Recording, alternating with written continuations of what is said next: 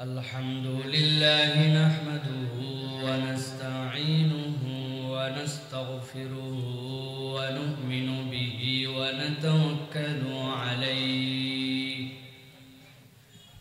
ونعوذ بالله من شرور أنفسنا ومن سيئات أعمالنا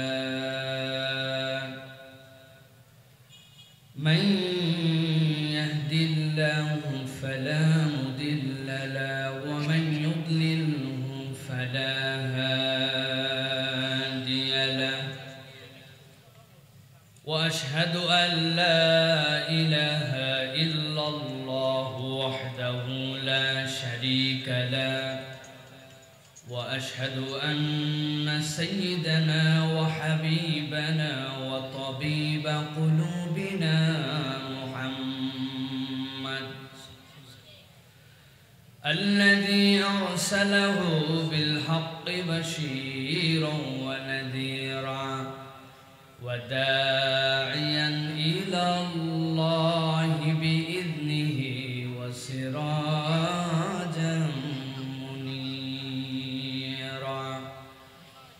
فقد قال الله سبحانه وتعالى في كلامه المجيد وفي فرقان الحميد أعوذ بالله من الشيطان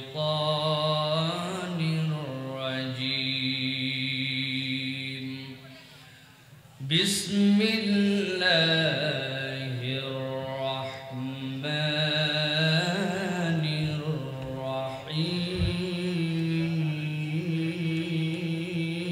الرحيم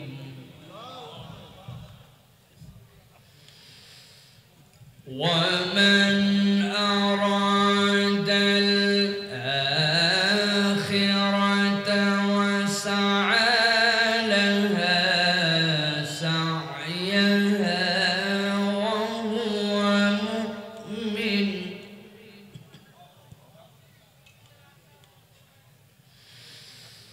وهو مؤمن فأولئك كان سعيهم مشكورا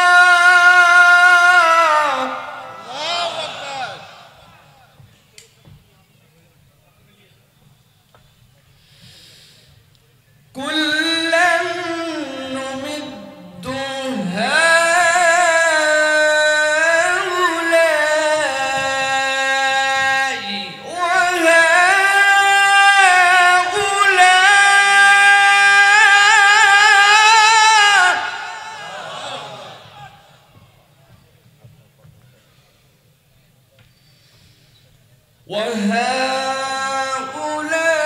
وهؤلاء من عطاء ربك وما كان عطاء ربك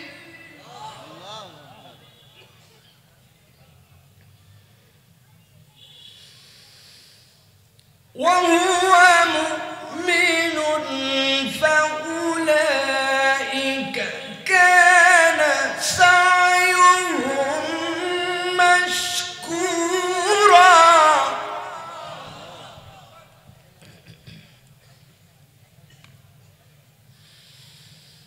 كلا نمد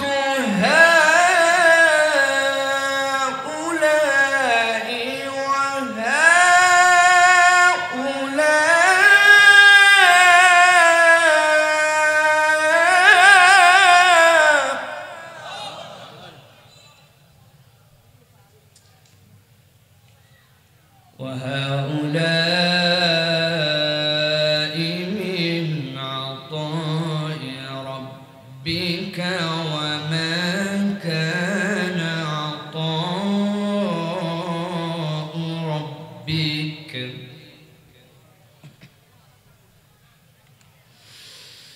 وما كان عطاء ربك محظورا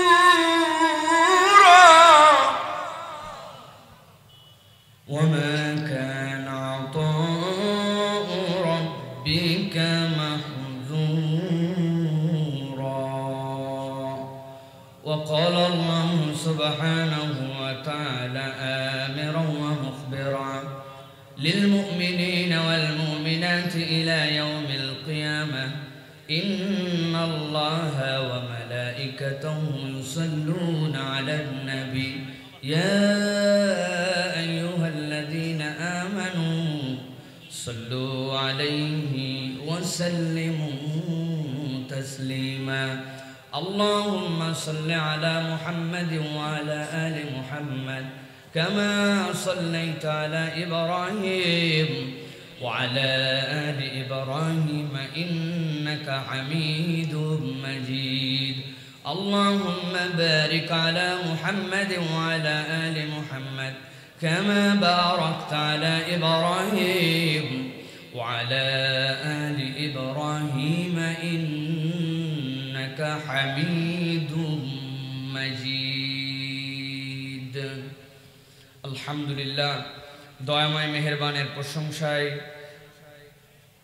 বিনীত মস্তকে অবনত হচ্ছি যে আল্লাহ রাব্বুল আলামিন আজকে আমাদের বাংলাদেশের ঐতিহ্যবাহী জেলা বগুড়ার প্রাণকেন্দ্রে নিশিন্দারা হাউজিং এস্টেট জামে মসজিদের আশপাশের যুব সমাজ এবং মাহফিল কমিটির উদ্যোগে ২১তম আজকের এই মাহফিলের শেষ অধিবেশনের শেষ পর্যায়ে আমাদেরকে হাজির করেছেন সেই মাহফিলের আজকের সম্মানিত সভাপতি জনাব আমিন আল মেহেদি ভাই, সুযোগ্য কাউন্সিলর মহোদয় বগুড়া পৌরসভা, আজকের মাহফিলের সম্মানিত প্রধান অতিথি সৈয়দ কবির আহমেদ মিঠু সাহেব, আজকের মাহফিলের অন্যতম পৃষ্ঠপোষক জাহানুর রহমান জাকি সাহেব কিছুক্ষণ পূর্বেই মূল্যবান তাকরীর পেশ করছিলেন আমাদের অত্যন্ত শ্রদ্ধাভাজন প্রিয় ভাই, আমরা যার মাঝে উম্মার ফিকির দেখতে পাই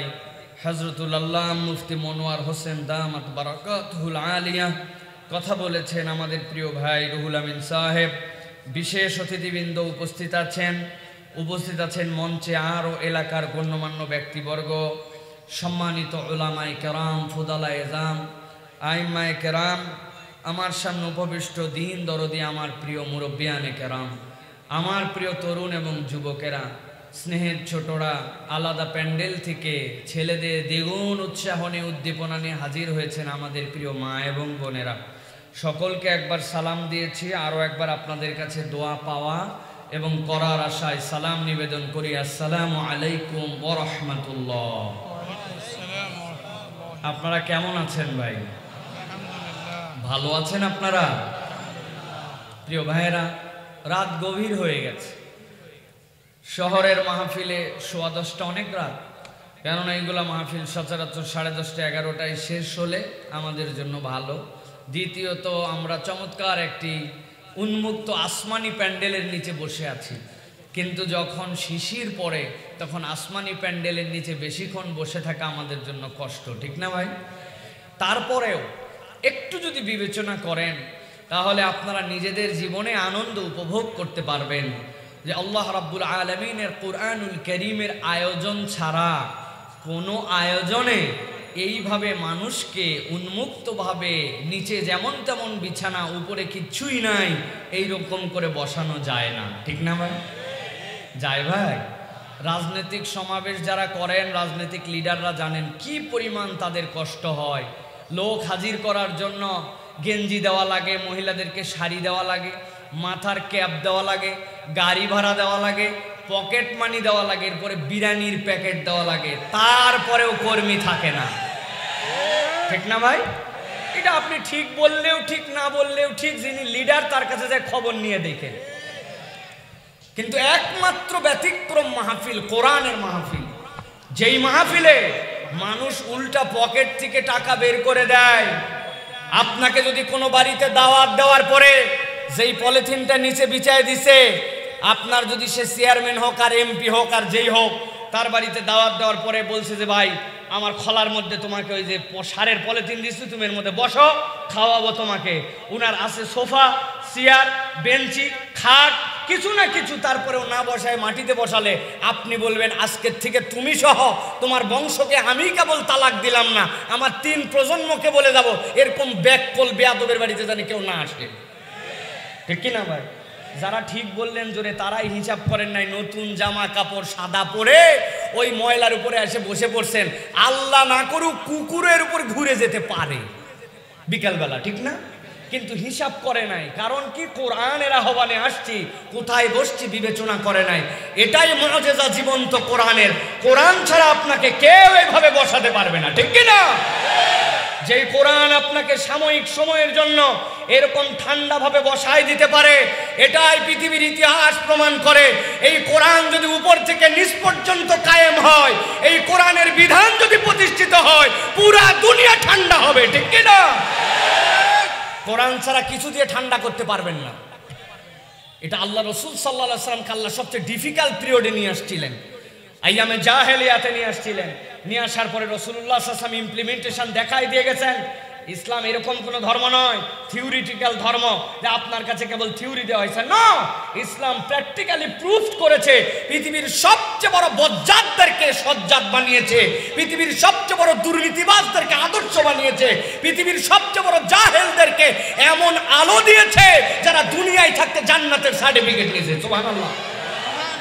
একটা কথা বলি, উলামায়ে কেরাম বুঝবেন, মুহাম্মদ সাল্লাল্লাহু আলাইহি ওয়াসাল্লামের আসার আগে, মুহাম্মদ সাল্লাল্লাহু আলাইহি ওয়াসাল্লামের আসার আগে মুসা ঈসা আলাইহিস সালাম পর্যন্ত, আদম আলাইহিস সালাম থেকে যত পয়গম্বর এসেছেন, আমাদের কাছে কোনো প্রুফ নাই আল্লাহ দুনিয়ায় থাকতেই কোনো পয়গম্বরের কোনো সাথীদেরকে জান্নাতি ঘোষণা দিয়েছেন।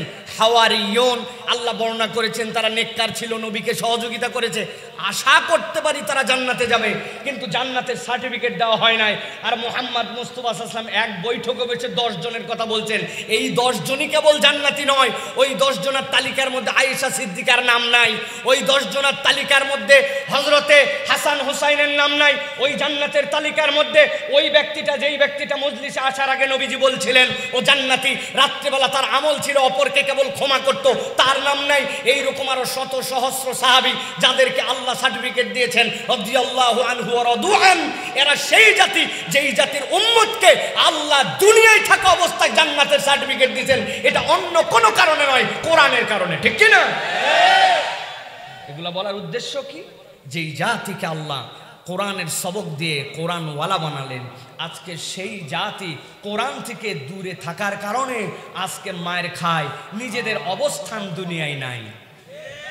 আহা, ওরা মারে বোম, ওরা নিশ্চিহ্ন করে দেয় 50,000-এর উপরে প্রেগনেন্ট মহিলাকে, আর মুসলমানরা সেই সময় ত্রাণ পাঠায়। ত্রাণের মধ্যে পৃথিবীর ইতিহাসে কফিন পাঠানো হয়েছে। পৃথিবী সৃষ্টির পর থেকে এটার নজির ছিল না। মুসলমানরা ত্রাণ হিসাবে অপর ভাইয়ের কাছে কফিন পাঠায়। এর থেকে লজ্জাকর ইতিহাস পৃথিবীতে তৈরি হয় নাই, ঠিক না? আপনি জানেন না এই দুঃখ রাখবেন কোথায়? শায়েখ ইয়াসিন বলেছিলেন, মাটি খাওয়া মানুষের জন্য বড় কঠিন। মানুষ মাটি খেতে পারে ভাই? খেতে পারে না। কিন্তু রাগ করলে মানুষ অনেক কিছু খেতে পারে। রাগ করছে, করে বলছে আজকে 1 মুঠ মাটি খাবো, আমি রেগে গেলাম। তিনি বলেছিলেন, মধ্যপ্রাচ্যের যে মুসলিম জনস্রোত আছে, ওই জনস্রোতের কাছে দাবি যে তোমরা রাগ করে যদি সিদ্ধান্ত নাও কিচ্ছু করবো না, 1 মুঠ করে মাটি খেয়ে নিব, আগামীকালকে সকালবেলা আরবের ভূখণ্ডে জাজিরাতুল আরবে যত মুসলমান আছেন 1 মুঠ করে মাটি খাইলে ইসরায়েল নামে কোনো দেশই খুঁজে পাওয়া যাবে না। কিন্তু আজকে মেরে মেরে শেষ করে দিয়েছে আমাদেরকে। প্রিয় ভাইরা, কোরআন আমাদেরকে পরাজিত করতে এসেছে না বিজয়ী? যদি ভাই এনার্জি থাকে আমি কিছু কথা বলবো, আপনাদের এনার্জি যদি থাকে, কোরআন আমাদেরকে পরাজিত করতে না বিজয়ী করতে আসছে? কে বলছে এই কথা? কোথায় বলছেন? আল্লাহ রাব্বুল আলামিন বলছেন, দুনিয়ার মানুষ ভালো করে শোনো, যেমন তেমন বিজয় দেওয়ার জন্য কোরআন আসে নাই। আল্লাহ কোরআনে বলছেন, বাল নাকযিফু বিল হাক্কি আলাল বাতিল ফায়াদমাগুহু ফাইযা হুয়া যাহিক ওয়া লাকুমুল ওয়াইলু মিম্মা তাসিফুন। আল্লাহ বলছেন দুনিয়ার মানুষ ভালো করে জ্ঞানটা খুলে শুনে নাও। বাল নাকযিফু বিল হাক্কি আলাল বাতিল। দুনিয়ার সব মুফাসসির ব্যাখ্যা করেছেন এই হক মানে ইসলাম, এই হক মানে কোরআন। আল্লাহ বলছেন কোরআন আসছে আঘাত করার জন্য কার উপরে? বাতিলের উপরে। যদি একবার কোরআন আঘাত করে, ইসলাম আঘাত করে, পরিবর্তন করার সিদ্ধান্ত নাই।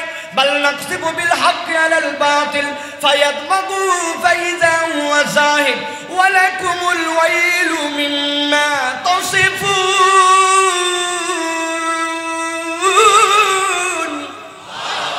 আল্লাহ বলছেন দুনিয়ার মানুষ আঘাতটা কোথায় করবে? ফায়াদমাগুহু, এই আঘাতটা করবে তার ব্রেনের মধ্যে, তার বুদ্ধির মধ্যে, তার সিদ্ধান্তের মধ্যে, তার দর্শনের মধ্যে, তার আদর্শের মধ্যে। আল্লাহ বলছেন আঘাতটা যেমন তেমন হবে না। আল্লাহ বলছেন ফাইযা হুয়া যাহিক, এমন আঘাত হবে, এই দামগুল মানে হচ্ছে ব্রেন, এই আঘাতটা এমন হবে যে বাতিল ইসলামের কাছে নিশ্চিহ্ন হয়ে যাবে। বগুড়ায় দুইটা ছেলে গন্ডগোল লাগাইছে, লাগানোর পরে একজনের হাত ভেঙে দিছে। জিয়া মেডিকেলে ভর্তি করছেন, করার পরে ডাক্তার ব্যান্ডেজ ট্যান্ডেজ করে বলছে একটা রাত অন্তত থেকে যান, কেননা কালকে পরীক্ষা করে দেখা হোক হাড্ডি যেভাবে লাগানো হলো এটা ঠিকঠাক আছে কিনা, নইলে অপারেশনে যাওয়া লাগবে। ব্যথায় কাতর, হাত ভাঙ্গা, গলার মধ্যে ঝুলানো। রাত্রেবেলায় ইঞ্জেকশন দিয়ে যখন ব্যথা কমাইছে, জিয়া মেডিকেলে শুয়ে শুয়ে ও ভাবতেছে খালি হাতটা ভালো হয় না, যেই বেটা আমার এক হাত ভাঙছে আল্লাহ বাঁচালে ফেরত যায় আমি দুই হাত। কথা বল আছে না? জানিস আমি কোন দলের? পাড়া কমিটির সভাপতি। পাওয়ার আছে না? পাড়া কমিটি, বিরাট দাপট ওনার।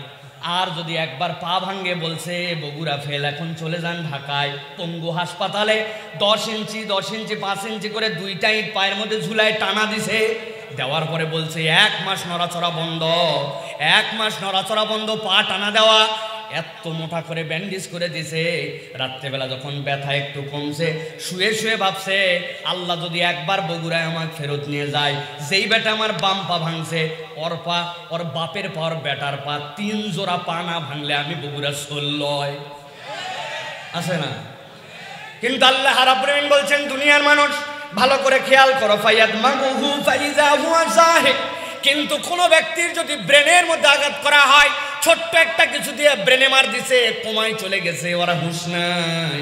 বুঝে থাকলে বলেন তো, হুঁশ যদি না থাকে, ব্রেন যদি মার খেয়ে যায়, ওই ব্যক্তির প্রতিশোধ নেওয়ার মতো কোনো চিন্তা করার সুযোগ আছে? আমার আল্লাহ বলছেন এই জন্য ফায়াদমাগুহু ফাইযা হুয়া যাহিক। কোরআন পরিবর্তন করবে তোমার মস্তিষ্কে, চেতনায়। একবার যদি কোরআন চেতনায় পরিষ্কার করে দেয় তোমাকে, বাতিল সেখান থেকে নিশ্চিহ্ন হয়ে যাবে। আর আল্লাহ বলছেন ওয়ালাকুমুল ওয়াইলু মিম্মা তাসিফুন। কথা বলার সময় ঠোঁটটা বুঝে নড়ায়, হিসাব করে কথা বলো। আল্লাহর ব্যাপারে, কোরআনের ব্যাপারে, এই হকের ব্যাপারে যারা উল্টা পাল্টা বলবে, আল্লাহর কাছে কড়ায় গন্ডায় তাদের হিসাব নেওয়া হবে। ঠিক না? এটা আমার কথা নয়, এটা আল্লাহ রাব্বুল আলামিনের কথা।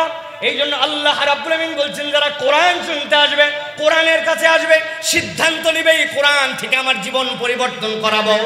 আল্লাহ বলছেন এই মানুষগুলা সাধারণ কোনো মানুষ নয়, এই মানুষগুলার আল্লাহর কাছে একটা দাম আছে। আল্লাহ এই জন্য কোরআনে বলছেন ওয়ামান আরাদাল আখিরাতা ওয়া সাআলাহা সায়াহা ওয়া হুয়া মুমিন।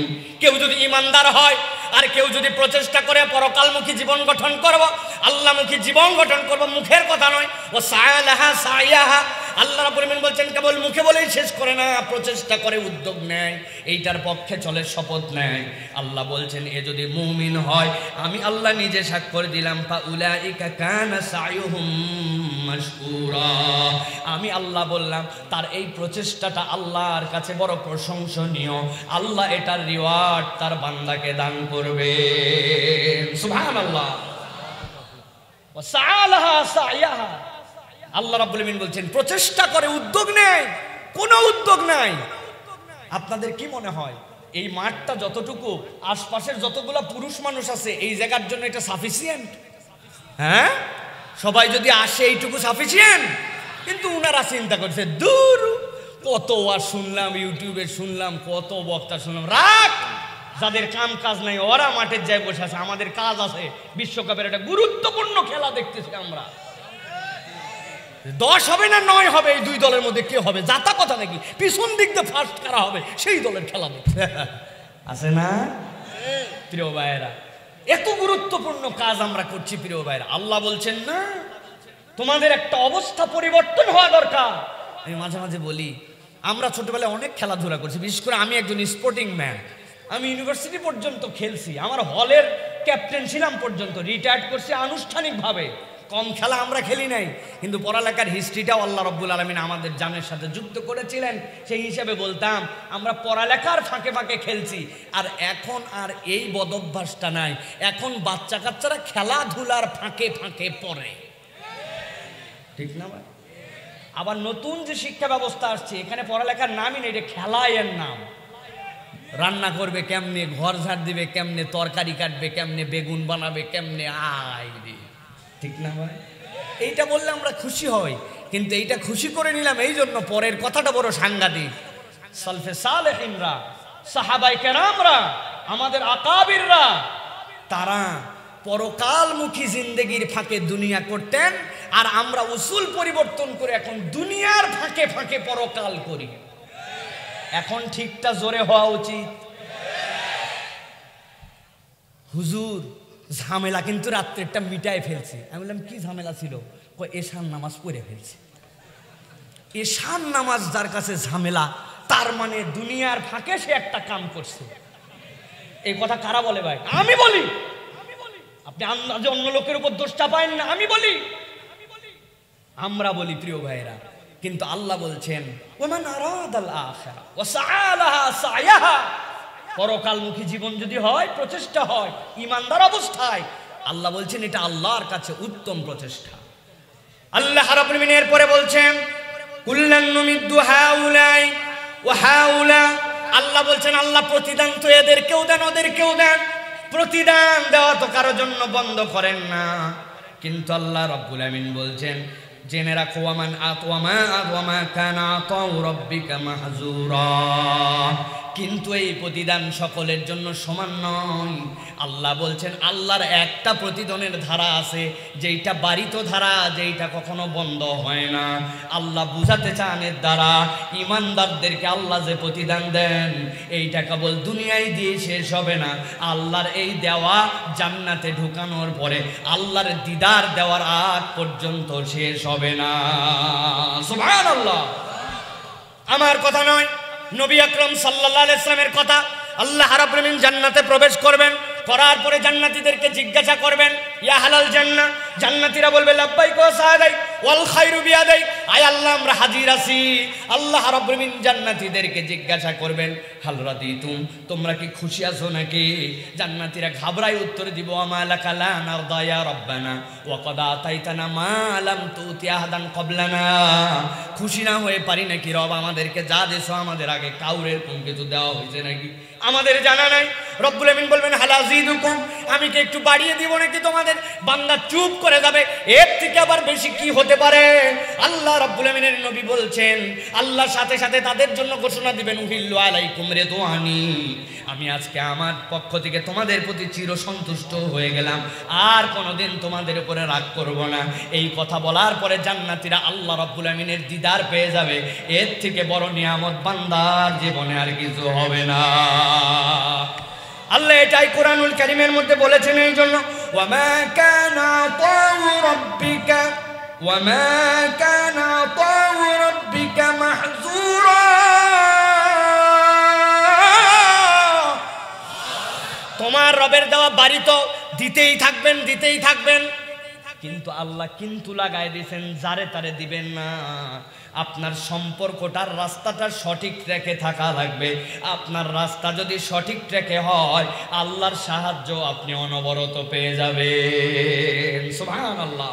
প্রিয় ভাইয়েরা, আল্লাহ ট্র্যাক বুঝাতে কি বুঝাইছি আমি একটুখানি সংক্ষেপে বুঝাই।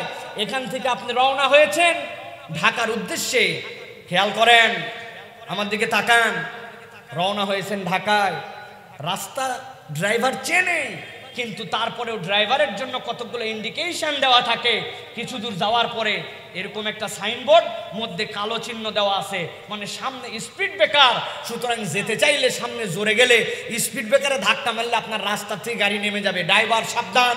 কিছু যাওয়ার পরে অ্যারো চিহ্ন এরকম করে দিছে অনেকগুলা, মানে রাস্তাটা এখন বামে মোড় নিবে, তুমি অগ্রিম সাবধান হও। কিছু দূর যাওয়ার পরে এক চিহ্ন দিছে সামনে সরু একটা ব্রিজ। এক ট্রাকের ড্রাইভার অ্যাক্সিডেন্ট করছে, করার পরে জিজ্ঞাসা করছে, এই ব্যাক কল, তুই অ্যাক্সিডেন্ট করলি কেমন করে এত সাংঘাতিক? বলে আমার কোনো দোষই নাই। বলে কেন? আপনি আমাকে বলছেন তাড়াহুড়া করবি না, যারা সাইড চাবে সাইড দিয়ে দিবি। আমি প্রথমে সাইড দিছি বেবি ট্যাক্সিরে, এরপরে সাইড দিছি মাইক্রো, এরপরে সাইড দিছি এক বাস, এরপরে সাইড দিছি আমি এক ব্রিজ। বলছে তুই ব্রিজ সাইড দিলি কেন? ওই জায়গায় লেখা ছিল সামনে চিকন সরু সরু সেতু, সাবধানে চলেন। ওই মনে করছো সরু সেতুকেও সাইড দেওয়া লাগবে, সেতু সাইড দিয়ে যদি সাইড দিয়ে যায় ওর গাড়ি কোথায় যাবে ভাই? এই জন্য বলছি প্রিয় ভাইয়েরা, আল্লাহ এই কোরআনটা আপনার আমার জন্য ইন্ডিকেশন দিয়েছেন। আল্লাহ বলছেন দিগদর্শন, ইহদিনাস সিরাতাল মুস্তাকিম বলে যে কোরআনে উঠলি, আমি আল্লাহ রাব্বুল আলামিন ওই কোরআনের দায়িত্ব দিয়েছি তোরে জান্নাতে নামানোর। অতএব কোরআনহীন জাতি বিপদগ্রস্ত জাতি, কোরআনওয়ালা জাতি আল্লাহর কাছে মঞ্জুর প্রাপ্ত জাতি, ঠিক না?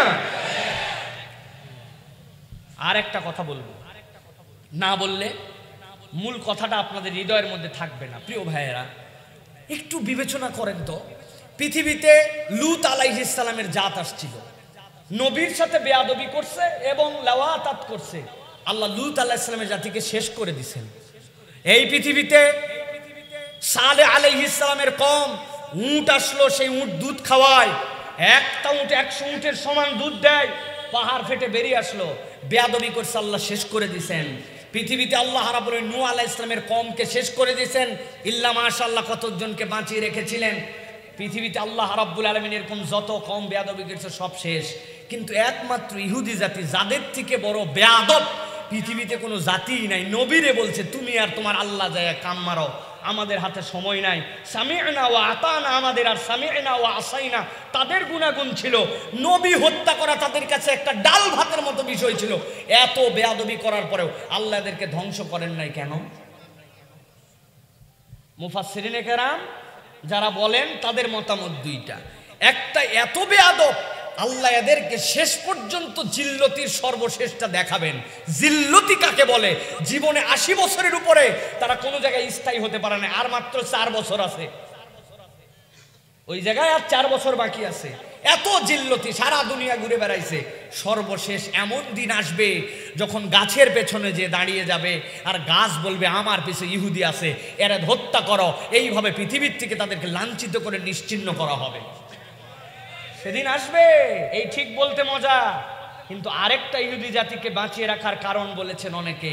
উম্মতে মুহাম্মদী যারা পৃথিবীর শ্রেষ্ঠ উম্মত, যাদের উম্মতকে শুরু করেছিলাম জান্নাতের ঘোষণা আল্লাহ দিয়েছেন, ওই উম্মতের যারা কোরআন থেকে দূরে সরে যাবে, নবী থেকে দূরে সরে যাবে, পৃথিবীর সবচেয়ে জিল্লতওয়ালা জাতি যারা, তাদের হাত দিয়েও আল্লাহ এদেরকে শিক্ষা দেওয়াবেন। এই জন্য আল্লাহ ইহুদিদেরকে বাঁচায় রাখছে।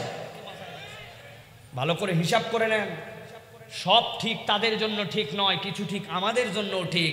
অতএব আমাদেরকে বুঝে সুঝে চলা লাগবে, ঠিক না? আল্লাহ রাব্বুল আমিন আমাদেরকে বোঝার তৌফিক দেন, বলেন আল্লাহুম্মা আমিন। আপনারা অনেকেই ভেবেছেন ওয়াজ মনে শুরু হয়ে গেছে। না ভাই, ওয়াজ শুরু হয়েছে? শুরুই হয় নাই ওয়াজ। তো এতক্ষণ হলো কি? তাহলে এতক্ষণ আইল দিলাম, আইল দেওয়া বোঝেন? আপনার জমি আছে একটা, 90 শ্যালো ইঞ্জিন দিয়ে পানি সেচ দিচ্ছেন, আল নাই, পানি কোথায় থাকবে? ঢাল যদি থাকে তো আরো শেষ, সব পানি বেরিয়ে যাবে। আবার অনেক আল কাটার মরদ আছে আমাদের দেশে, আগে আল কেটে রাখতে, এখন আল কাটে না, কোদাল মারে ওই জায়গাতে আল রেখে দেয়, যাই ধরছে না, আল কাটলি কই ধসে গেছে, আমার কি দোষ আছে? না ভাই, আমি হালকা একটু আল দিলাম যাতে করে আজকে যা বলবো এটা যেন আমাদের হৃদয়ের মধ্যে থেকে যায়। আমরা বেশিরভাগ সময় আইল ছাড়া ওয়াজ শুনি, বক্তা কিছুক্ষণ হাসাবে, কাঁদাবে, তারপরে হচ্ছে মক্কার আজান, মদিনার আজান, তারপরে উল্টা পাল্টা কথা, মুরগি হাতে নিয়ে এই জায়গায় স্টেজে বিজ্ঞাপন, এইসব করার পর আপনারা খুশি।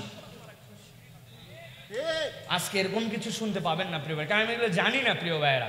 এই জন্য আমি একটু আল দিলাম, মূল কথাটা একটুখানি বলতে চাই, যদিও এত রাত পর্যন্ত আমি কথা বলতে চাই না। আমি 10:30 আজকে মাহফিল শেষ করতে চেয়েছিলাম, কিন্তু যাই হোক কোনো কারণে দেরি হয়েছে আপনাদের কাছে। প্রিয় ভাইয়েরা, আমরা আজকে কোরআনুল কারীম থেকে একটু কথা শুনবো, তবে তার আগে আপনাদের জন্য একটু আনন্দের বার্তা আছে।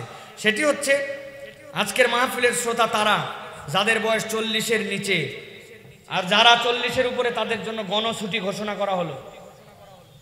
আপনারা চলে যেতে পারেন, রাত অনেক হয়ে গেছে, জীবনে বহু আর শুনছেন। আপনারা না থাকলেও আমাদের কোনো কষ্ট নাই, আমাদের মঞ্চে যারা আছেন তারা সহ।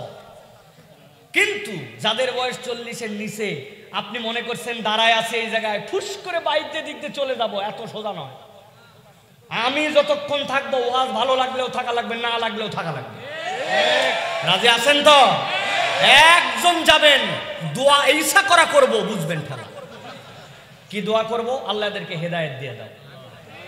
মনে করছেন ভয় দেখাচ্ছি, ধ্বংসের দোয়া করব? আল্লাহ অধিকার দেন না আমাদেরকে এটা করার। প্রিয় ভাইরা, আমার নবী কখনো কাউকে বদদোয়া করে ধ্বংসের দোয়া করেন নাই। আল্লাহ রাব্বুল আমিন আমাদেরকে হেদায়েত দিয়ে করেন, আল্লাহুম্মা আমিন। আপনারা আছেন তো ভাই? কারা কারা আছেন দুই হাত উঁচু করে তোলেন, শক্ত করে টান টান করেন। থামেন, হাত সোজা করেন, সোজা সোজা। বুক টান টান করে সোজা করেন, বুকের হাড্ডি ফুটছে কিনা দেখেন। কোমরটা নড়াচড়া দেন। এই দেখো তো কারা কারা হাত তুলতে পারেনি, বাচ্চা কাচ্চার মধ্যে হাতগুলো তুলে দেন সোজা করে। এই পিচ্ছাই, ওইটা হাত তুলে না কেন? এটা হাত তুলে, হাত শক্ত করেন, কোমর নড়াচড়া দেন, গলাটা পরিষ্কার করেন। এতগুলো লোকের গলা পরিষ্কার হয়েছে না, ভালো করে পরিষ্কার করেন। আপনারা মাস্ক পরে কি হয়েছে ভাই? হ্যাঁ, ইয়াং ম্যান তো হাত তোলেন, শক্ত করে হাত তুলছেন, গলা পরিষ্কার করছেন। আবার হাতটা বুক বরাবর নেন, বুক বরাবর নিছেন, আবার হাতটা সোজা করেন, হাত বুক বরাবর নেন। এবার আমরা একটা তাকবীর দিতে চাই, পারবেন ইনশাআল্লাহ? জীবনে এরকম করে তাকবীর দেয় নাই, এরকম করে যারা দিতে পারবেন তারা বলেন আল্লাহুম্মা আমিন। আজগবি বলবেন না, বুঝে বলেন। যারা জীবনে এরকম করে তাকবীর দেন নাই, আল্লাহর নাম উচ্চকিত কণ্ঠে উচ্চারণ করেন নাই, আজকে করবেন সিদ্ধান্ত নিয়েছেন, তারা খালি বলেন আল্লাহুম্মা আমিন। হাত দুটো এরকম করছেন, আমি যখন লিল্লাহি তাকবীর বলবো হাত দুটো উপর দিকে ছুড়ে দিতে হবে। পারবেন না ইনশাআল্লাহ? পারবেন ইনশাআল্লাহ? এদিকে দেওয়া যাবে না, উপর দিকে দিতে হবে। রেডি তো ইনশাআল্লাহ? রেডি? দেখে একটু তাকবীর দেন। লিল্লাহি তাকবীর, আল্লাহু আকবার, লিল্লাহি তাকবীর, আল্লাহু আকবার। আল কোরআনের আলো, আল হাদিসের আলো, তোমার নেতা আমার নেতা, তোমার নেতা আমার নেতা, লিল্লাহি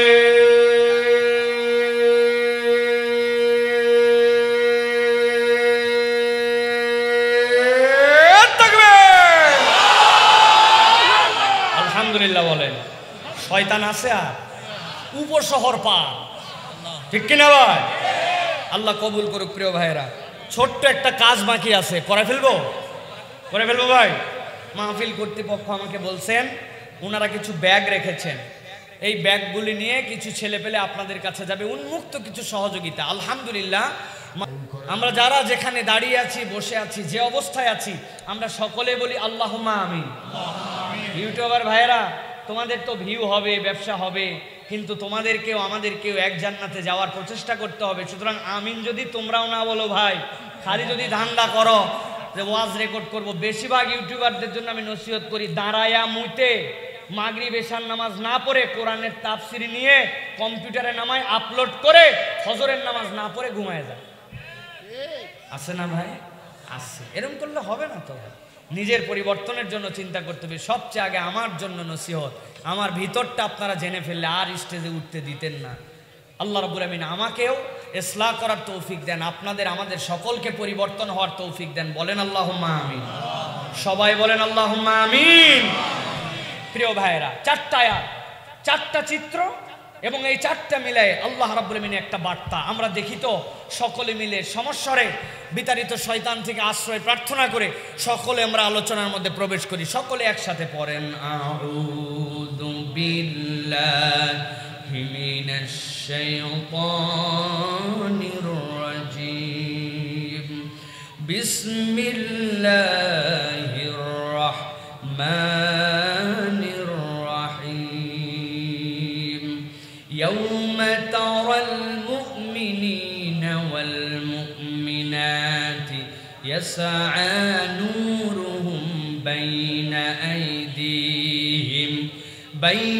আইদিহিম ওয়া বিআইমানিহিম বুশরাকুমুল ইয়াওমা জান্নাত। আল্লাহ রাব্বুল আলামিন কুরআনুল কারীমের মধ্যে বলছেন, দুনিয়ার মানুষ ভালো করে শুনে নাও, কিয়ামতের ময়দান যেদিন হবে আল্লাহ রাব্বুল আলামিন মুহাম্মাদুর রাসূলুল্লাহ সাল্লাল্লাহু আলাইহি ওয়াসাল্লামকে মাকামে মাহমুদের মধ্যে বসাবেন। যেই না আল্লাহ রাব্বুল আলামিন মাকামে মাহমুদে নবীকে দিবেন, নবীর সামনে পুরা হাসরের ময়দানটা থাকবে। নবী করিম সাল্লাল্লাহু আলাইহি সাল্লাম পুরা হাসরের ময়দানটা দেখতে পাবেন। আল্লাহ বলছেন, দুনিয়ার বুকে আপনি একটা চিত্র দেখেছিলেন যখন আপনি মক্কায় ছিলেন, আপনার উম্মতের সাথে তাদের কতকগুলা সূর্য সন্তান তাদের সাথে এমন আচরণ হয়েছিল যেই আচরণগুলার ইতিহাস আরবের মানুষ জানতো না। আরবে অনেক ধরনের বর্বরতা ছিল, কিন্তু কাউকে মরুভূমির মধ্যে শোয়ায়া পিঠের উপরে তপ্ত বালু, পিঠের নিচে বুকের উপরে পাথর চাপানো হয়েছে, এর আগে কোনো রেকর্ড তাদের কাছে ছিল না। কোনো একটা পাগলা উটের পেছনে কোনো একটা জীবন্ত মানুষকে বেঁধে দিয়ে মক্কার এবরথে প্রভূমিতে ঘুরানো হয়েছে, এইটা তারা জানতো না। ঈমান আনার কারণে বর্ষা নিক্ষেপ করে সুমাইয়া রাদিয়াল্লাহু তাআলা আনহাকে মক্কার চত্বরে হত্যা করা হয়েছে, শহীদ করা হয়েছে, এইটা তারা দেখে নাই। এত কিছুর পরেও আল্লাহর নবী যখন দেখলেন, সর্বশেষ যখন তার সাহাবায়ে কেরামকে এমনভাবে নির্যাতন করা হচ্ছে যেই নির্যাতনের বর্ণনা পর্যন্ত আগে কেউ দেখে নাই, যখন জীবন্ত একটা মানুষকে জ্বলন্ত অগ্নিকাণ্ড বানায় এরপরে আগুনগুলা নিভায়ে দিয়ে যখন কয়লা, ওই কয়লার উপরে আবার জাবালে ওমর থেকে জাবালে কাবা থেকে পাথর নিয়ে এসে বুকের মধ্যে বসায়েছে। আল্লাহর নবী নরম দিলওয়ালা মানুষ, আল্লাহর নবী এই সময় মক্কায় আসাকে নিজের জন্য কষ্টকর মনে করতেন। আল্লাহ রাব্বুল আলামিন বলছেন, হে রাসূল, আপনি এই চিত্রগুলো দেখেছেন, কিন্তু কিয়ামতের দিনে আপনাকে ভিন্ন একটা চিত্র দেখানো হবে। কি চিত্র? আল্লাহ বলছেন, ইয়াউমা তারাল মুমিনিনা ওয়াল মুমিনাতি ইয়াসআ নূরুহুম বাইনা আইদিহিম ওয়া বিআইমানিহিম বুশরাকুমুল ইয়াওমা জান্নাত।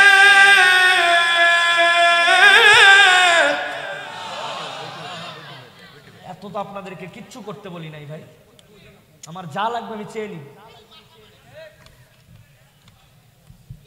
ভালো করে খেয়াল করেন, আল্লাহ রাব্বুল আলামিন বলছেন, নবী আপনি তখন মাকামে মাহমুদে, এই সময় আপনি ইমানদার পুরুষ আর ইমানদার নারীদেরকে দেখবেন। কি দেখবেন? যেই মানুষগুলা ইমানের কারণে, কোরআনের পক্ষে থাকার কারণে এত কষ্ট পেয়েছিল, আল্লাহ কিয়ামতের দিনে তাদের সামনে থেকে আর তাদের ডান থেকে দুইটা আলো দিবেন। এমন আলো আল্লাহ দিবেন যেই আলোর কারণে নবীজি মুসনাদ আহমদের হাদিসের মধ্যে বলছেন, এক প্রান্ত থেকে আরেক প্রান্ত অতিক্রম করে যাবে। যে ইমানদারের আলো একবারে কম হবে, তার আলোটাই বৃদ্ধাঙ্গুলির মাথা দিয়ে বেরোবে। এই আলোটা কখনো জ্বলবে আর কখনো বন্ধ হবে, কিন্তু এই আলোটার গতিও এমন হবে, পাওয়ার এমন হবে, এই আলোর বদলতে ইমানদাররা তাদের জান্নাতের দিকে দৌড় লাগাবে এবং যে যার জান্নাত তার সামনে আর ডানের আলো দিয়া হাসরের ময়দানে পৌঁছায়া যাবে। আল্লাহ রাব্বুল আলামিন বলছেন, তাদের সামনে থেকে আর ডান থেকে যে আলো আসবে, সাথে সাথে একদল ফেরেশতা তাদের কাছে আসবে, সালামুন কাওলাম মির রাব্বির রহিম। তাদের কাছে এসে রহিম রবের পক্ষ থেকে সালাম দিয়ে বলবে, বুশরাকুমুল ইয়াওম, আজকের দিনে তোমাদের জন্য শুভ সংবাদ তিনটা। এক নম্বর, জান্নাত, তোমাদের জন্য আল্লাহ জান্নাত দিয়েছেন, তবে যেমন তেমন জান্নাত নয়। দুনিয়ায় থাকতে পায়ের নিচ দিয়ে মাটি ছিল, পানি ছিল, আসমান দিয়ে চলাফেরা করেছে বায়বীয় ভাবে, কিন্তু জান্নাতটা এরকম হবে না। তাজরি মিন তাহতিহাল আনহার, নহর এক বচন, নাহারান দুই বচন, আনহার জমায়ে তাকসির, তিনের উপর দুইয়ের উপর থেকে যত সংখ্যা, কত সংখ্যা কেউ জানে না, লক্ষ কোটি নহর তোমার পায়ের নিচ দিয়ে। হাদিসের মধ্যে আসছে 7 আঙ্গুলের মর্যাদা এমন হবে, এইটা দিয়ে তুমি নড়াচড়া করাবা, তোমার পায়ের নিচ দিয়ে নহর মালাগুলা প্রবাহিত থাকবে। আর ফেরেশতারা বলবে, খালিদিনা ফিহা, এই জান্নাতে ঢোকার রাস্তা আছে, আর কখনো বের করা হবে না। ফেরেশতারা সামনে থেকে আর ডান থেকে আলোওয়ালাদেরকে ঘোষণা দিবে। আল্লাহ বলছেন, আর একটা চূড়ান্ত ঘোষণা শুনে দাও, যালিকা হুয়াল ফাউজুল আযীম। দুনিয়ার বুকে পরের জমিতে কাজ করেছিলে, কিছুদিন পরে একটু জমি হয়েছিল, 2টা সন্তান আজিজুল হক কলেজে চান্স পাইছে, একজন সরকারি কর্মকর্তা, বাপের বুক ফুলে গেছে যে আমি কিছু না হলেও দুনিয়াতে সফল মানুষ হয়ে গেছি। আগে ছিলাম মেম্বার, এখন হয়ে গেছি চেয়ারম্যান। আগে ছিলাম সাধারণ সদস্য, এখন হয়ে গেছি পরিষদের সভাপতি। উনি চিন্তা করছে কিছু না হলেও তো দুনিয়ায় সফল হয়েছে। আল্লাহ বলছেন এইগুলা একটাও সফলতা বা বিফলতার মানদণ্ড নয়। আল্লাহ বলছেন কেউ যদি জান্নাতের ঘোষণা পেয়ে যায়, ডান থেকে আর সামনে থেকে আলো চলে আসে, আল্লাহ যদি বলেন ঢুকলে আর বের করা হবে না, আল্লাহর এই ঘোষণা প্রাপ্ত দল, আল্লাহ বলছেন এটাই চূড়ান্ত সফল দল। যারা এই ঘোষণা পাবে তাদের থেকে সফল আর কেউ নাই। 1 নম্বর আয়াতে কারিমা শেষ। মাথার মধ্যে চিত্র আঁকায় রাখেন, সময় মতো আবার জিজ্ঞাসা করব। এমন একটা দল নবী দেখতেছেন, সামনে থেকে আলো, ডান থেকে আলো, জান্নাতের ঘোষণা পেল, কোনোদিন বের হবে না এটা জানাই দেওয়া হলো। আল্লাহর পক্ষ থেকে পায়ের নিচ দিয়ে নহরমালা প্রবাহিত হলো। আল্লাহ বললেন এরাই তো সেই জাত যাদেরকে সফল হিসাবে ঘোষণা করা হলো। 1 নম্বর আয়াত শেষ। এবার চলেন 2 নম্বর আয়াতে কারিমায়। যেই ময়দানের মধ্যে ইমানদাররা আলো পেল, ঠিক ওই ময়দানে আল্লাহ রাব্বুল আলামিন বলছেন এবার দ্বিতীয় একটা দল সেখানে হাজির হবে। আল্লাহর নবী সেটাও দেখতে পাবেন।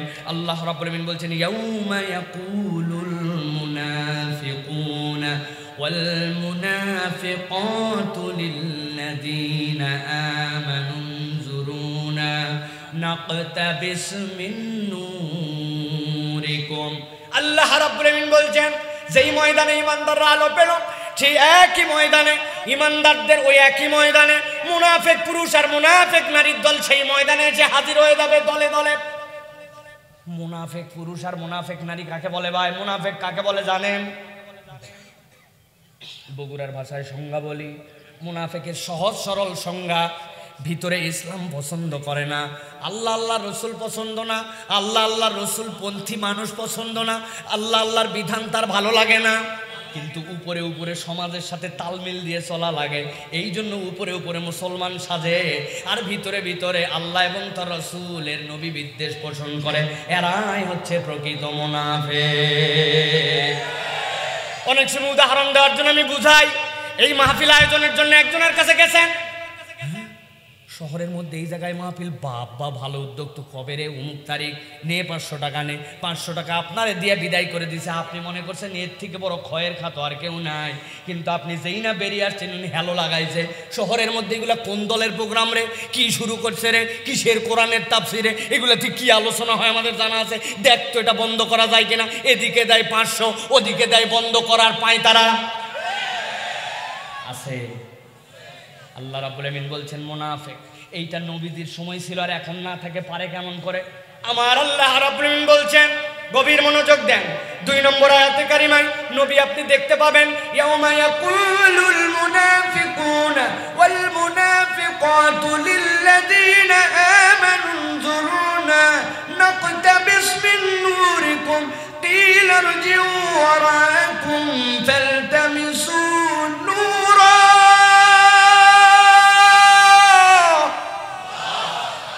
আল্লাহ রাব্বুল আমিন বলছেন না দুনিয়ার মানুষ মুনাফিকের দলে এসে বলবে ইয়াউমা ইয়াকুলুল মুনাফিকুনা ওয়াল মুনাফিকাত, মুনাফিক পুরুষ মুনাফিক নারীরা ইমানদারদের কাছে আসার পরে বলছে লিল্লাযীনা আমানু যুরুনা, ওই ইমানদারেরা একটু দাঁড়াও। ইমানদার বলবে আমাদের হাতে টাইম কোথায়? আল্লাহ আমাদের সামনে থেকে আলো, ডান থেকে আলো দিচ্ছেন, আমরা তো জান্নাতের পথ ধরছি, কেন দাঁড়াতে বলো? কি জন্য দাঁড়াবো? তোমাদের জন্য।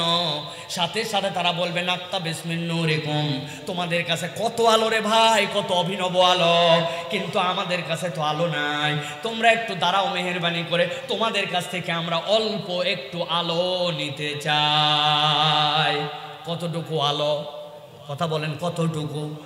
আল্লাহ কোরআনে বলছেন নাকতাবিস, আরবিতে ইকতিবাস মানে কি?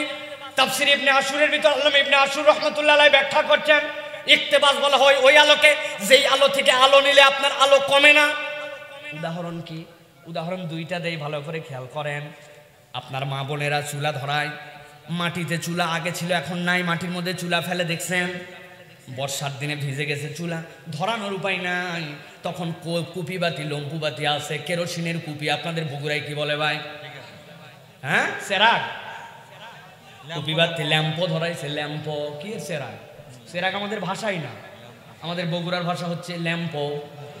ল্যাম্পো একটা ধরাইছে, ধরানোর পরে ওই ম্যাচ দিয়ে ওইটা ঠুকে দিছে, দেওয়ার পরে এবার খেয়ার নিছে, নেওয়ার পরে ওইখান থেকে আগুন ধরায়, চুলার মধ্যে দেয়, ধোঁয়া উঠছে, সাদা ধোঁয়া, মানে এখনো হয় নাই, চুলা গরম হয় না, নিভে গেছে। আবার নিচে একটু পাটকাঠি, নেওয়ার পরে পিরার গোড়া দিয়ে উল্টা করে পাটকাঠি ছেঁচে, ছেঁচার পরে ওখান থেকে আবার নিয়ে ভিতরে দেয়। এরকম করতে করতে চুলা ধাপ করে ধরে ওঠে। যেই না চুলা ধরছে, এখন এই চেরাগ ল্যাম্পু তো নিভাবে, এমন সময় পাশের বাসার থেকে একদম দৌড়ে আসছে, বুবু তোর তো তাও ম্যাচটা শক্ত ছিল, ভেজে নাই, আমার ম্যাচ পর্যন্ত চূড়ায় গোড়ায় রাখছে, কে জানে রাত্রে এরকম পিঠা পানি হবে, আমার ম্যাচও ভিজে গেছে, বুবু একটুখানি তোর ল্যাম্পু নিবাস না, আমি তোর ল্যাম্পো থেকে আমার ল্যাম্পোটা ধরায় নিতে চাই। মহিলা সাথে সাথে বলছে, খবরদার, আমার ল্যাম্পো থেকে যদি আলো নেস তাহলে আমার ল্যাম্পোর বাতি কমে যাবে। বুঝে থাকলে বলেন কমবে। দুই বন্ধু পাশাপাশি রুমে থাকে, কারেন্ট চলে গেছে, মোম ধরাইছে একজন, আরেকজনের ম্যাচ কাঠি নাই, আরেকজনের কাছে ওই যে কি বলে আপনার গ্যাসের লাইটার নাই। এখন ওই বন্ধু আসছে আমার কাছ থেকে, মোম থেকে একটু মোম ধরাই নেব। বলেন তো মোমের থেকে মোম ধরালে ওই মোমের আলো কমে? আল্লাহ রাব্বুল আলামিন বলছেন, মুনাফিকরা বলবে সাথে সাথে তাদের জন্য উনজুরুনা, একটু অপেক্ষা করো। কেন অপেক্ষা করবো না? তাবিসমিন নূরিকুম, তোমাদের থেকে অল্প একটু আলো নিব ভাই, একটুখানি আলো, বেশি আলো নয়। কেননা তোমাদের কাছে যে আলো আছে, আলোটা অভিনব আলো, এই আলো দিয়ে অন্য পথ চলতে পারে না, যার আলো তার জন্য। কিন্তু তোমাদের আলো নিয়ে আমরা একটু পথ চলতে চাই, এই জন্য একটু দাঁড়াও ভাই। আল্লাহ বলছেন, দুনিয়ার বুকে ইমানদাররা কখনো ধুমকি ধামকি দাপট পাওয়ার এইগুলার ব্যবহার, মুখের অপপ্রয়োগ করে নাই। কিন্তু কিয়ামতের দিনে ওই ময়দানে নবী আপনি দেখতে পাবেন, যেই না ইমানদারদেরকে বলবে তোমরা একটু দাঁড়াও, সাথে সাথে ইমানদাররা তাদেরকে একটা ধমক দিয়ে বলবে, কিলা ইরজিউ ওয়ারাকুম ফালতামিসু নূরা, ও মুনাফিকের দল, পারলে দুনিয়ায় চলে যাও, এই আলো এখানকার নয়, এই আলো দুনিয়া থেকে কামাই করে আনা লাগছে, অতএব এই জায়গায় চাইলেই আলো পাওয়া যায় না। ঠিক না? কিলা ইরজিউ ওয়ারাকুম ফালতামিসু নূরা, এই আলো এখানকার নয়, বেটা যদি আলো পেতে চাও তাহলে দুনিয়ায় চলে যাও। মাঝে মাঝে বোঝানোর জন্য বলি, ইয়াং ম্যান, যুবক যারা আছেন খেয়াল করেন, এই যে আলো জ্বলাইছি দেখছেন, কথা বলেন, বলেন তো ভাই, এই আলোটা কোথাকার? মোবাইলের? তাই তো না, আপনি বড় অঙ্কে হিসাব বোঝেন নাই, এই আলো মোবাইলের নয়, এর ভিতরে 5000 মিলিঅ্যাম্পের একটা ব্যাটারি আছে, এইখানে একটা ডাটা কেবল আছে, ওটার মাথায় একটা অ্যাডাপ্টার আছে, যেই না এই মোবাইলটা খালি 10%-এর নিচে নামে যাবে, সাথে সাথে বগুড়ার মোবাইল কানতে শুরু করে, কত কত কত কত কত কত কত, মানে দে চার্জ, দে দে দে চার্জ দে, ঠিক কিনা? আপনি সাথে সাথে অ্যাডাপ্টার নিয়ে যায় কারেন্টের সকেটের মধ্যে লাগাই দিছেন, সকেটের মধ্যে পল্লী বিদ্যুৎ থেকে অথবা পিডিবি থেকে কারেন্ট আসছে, ওই কারেন্ট থেকে আবার সাপ্লাই হয়ে এর মধ্যে এসে জড়ো হয়েছে, ওইখান থেকে আপনি লাইট জ্বলাচ্ছেন, এইটার ক্যাপাসিটি শেষ, আবার ওইখানে যাওয়া লাগবে, তার মানে জলে মোবাইলের আলো হিসাবে, কিন্তু এই আলোর মূল উৎস এখানে নয়, এই আলোর মূল উৎস হচ্ছে পিডিবি বা পল্লী বিদ্যুৎ, ঠিক না? আমার আল্লাহ বলছেন, যেই না ইমানদারদের কাছে তারা আলো চাবে, ইমানদাররা তাদেরকে সাথে সাথে ধমক দিয়ে বলবে, ইরজিউ ওয়ারাকুম ফালতামিসু নূরা, ও মুনাফিকের দল, এই আলো এখানে কামাই করা নয়, আলো যদি পেতে যাও দুনিয়ায় চলে যাও। চিৎকার দিয়ে উত্তর দেন, বুঝে থাকলে মাথা খাটায় বলেন, ওই ময়দানে যদি মুনাফিকদেরকে বলা হয় দুনিয়ায় চলে যাও, হাসরের ময়দান থেকে দুনিয়ায় কেউ আসতে পারবে? উত্তর সবাই দিলেন না, বুঝেন নাই, আসা যাবে। দুইটা আয়াত শেষ, দুইটা আয়াত শেষ, বাকি আছে দুইটা, গভীর মনোযোগ দেন। 1 নম্বর চিত্রটা মাথায় নিয়ে নেন, নবী দেখতেছে ইমানদারদের সামনে আলো, ডানে আলো, জান্নাতের ঘোষণা পেল, বের হওয়া যাবে না কখনো জানায় দেওয়া হলো, চূড়ান্ত তাদের জন্য সফলতার বর্ণনা এসে গেল। একই ময়দানে মুনাফিক আসলো, একটু দাঁড়াও, কেন দাঁড়াবো, আলো চাই, একটুখানি আলো দেওয়া যাবে না, এই আলো পাওয়ার জন্য দুনিয়ায় যাওয়া লাগবে, বুঝতে কি সমস্যা আছে? এবার চলেন 3 নম্বরে। আল্লাহ রাব্বুল আলামিন বলছেন, ওই মুনাফিকের দল তো বুঝে ফেলছে দুনিয়ায় তো যাওয়া যাবে না, উপায় কি? উপায় হচ্ছে যেমনি হোক ওদের কাছ থেকেই নেওয়া লাগবে, এই আলো আর দুনিয়ায় যাই নেওয়া যাবে না, অত ডিস্টার্ব করা লাগলে ডিস্টার্ব করো ভাই, এত আলো তোর কাছে দে ভাই, বিরক্ত করে অস্থির করে ফেলবি ইমানদারদেরকে। আল্লাহ রাব্বুল আমিন বলছেন দুনিয়ার বুকে রব্বুল আমিন মুজরিম আর মুহসিন এদের মধ্যে আল্লাহ পার্থক্য করেন নাই। আল্লাহর মৌলিক নিয়ামত দিতে আল্লাহ মুসলমান অমুসলমান বিবেচনা করেন নাই।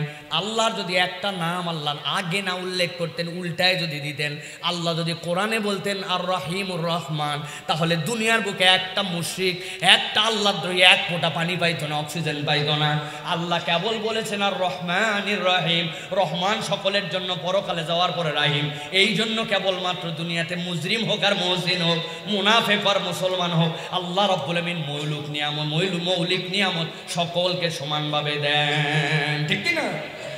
একজন 5 ওয়াক্ত নামাজ পড়ে, ধান লাগাইছে জমিতে, ইরির সময় 1 বিঘা জমিতে 5 ওয়াক্ত মুসল্লি, 20 মণ ধান হয়েছে। আরেকজন সপ্তাহে কেবল একদিন নামাজ পড়ে, এই জন্য ওই জমি লাগাইছে পাশে, ওর হয়েছে বিঘাতে 5 মণ। ঠিক তো? কথা বুঝেন নাই? ঠিক।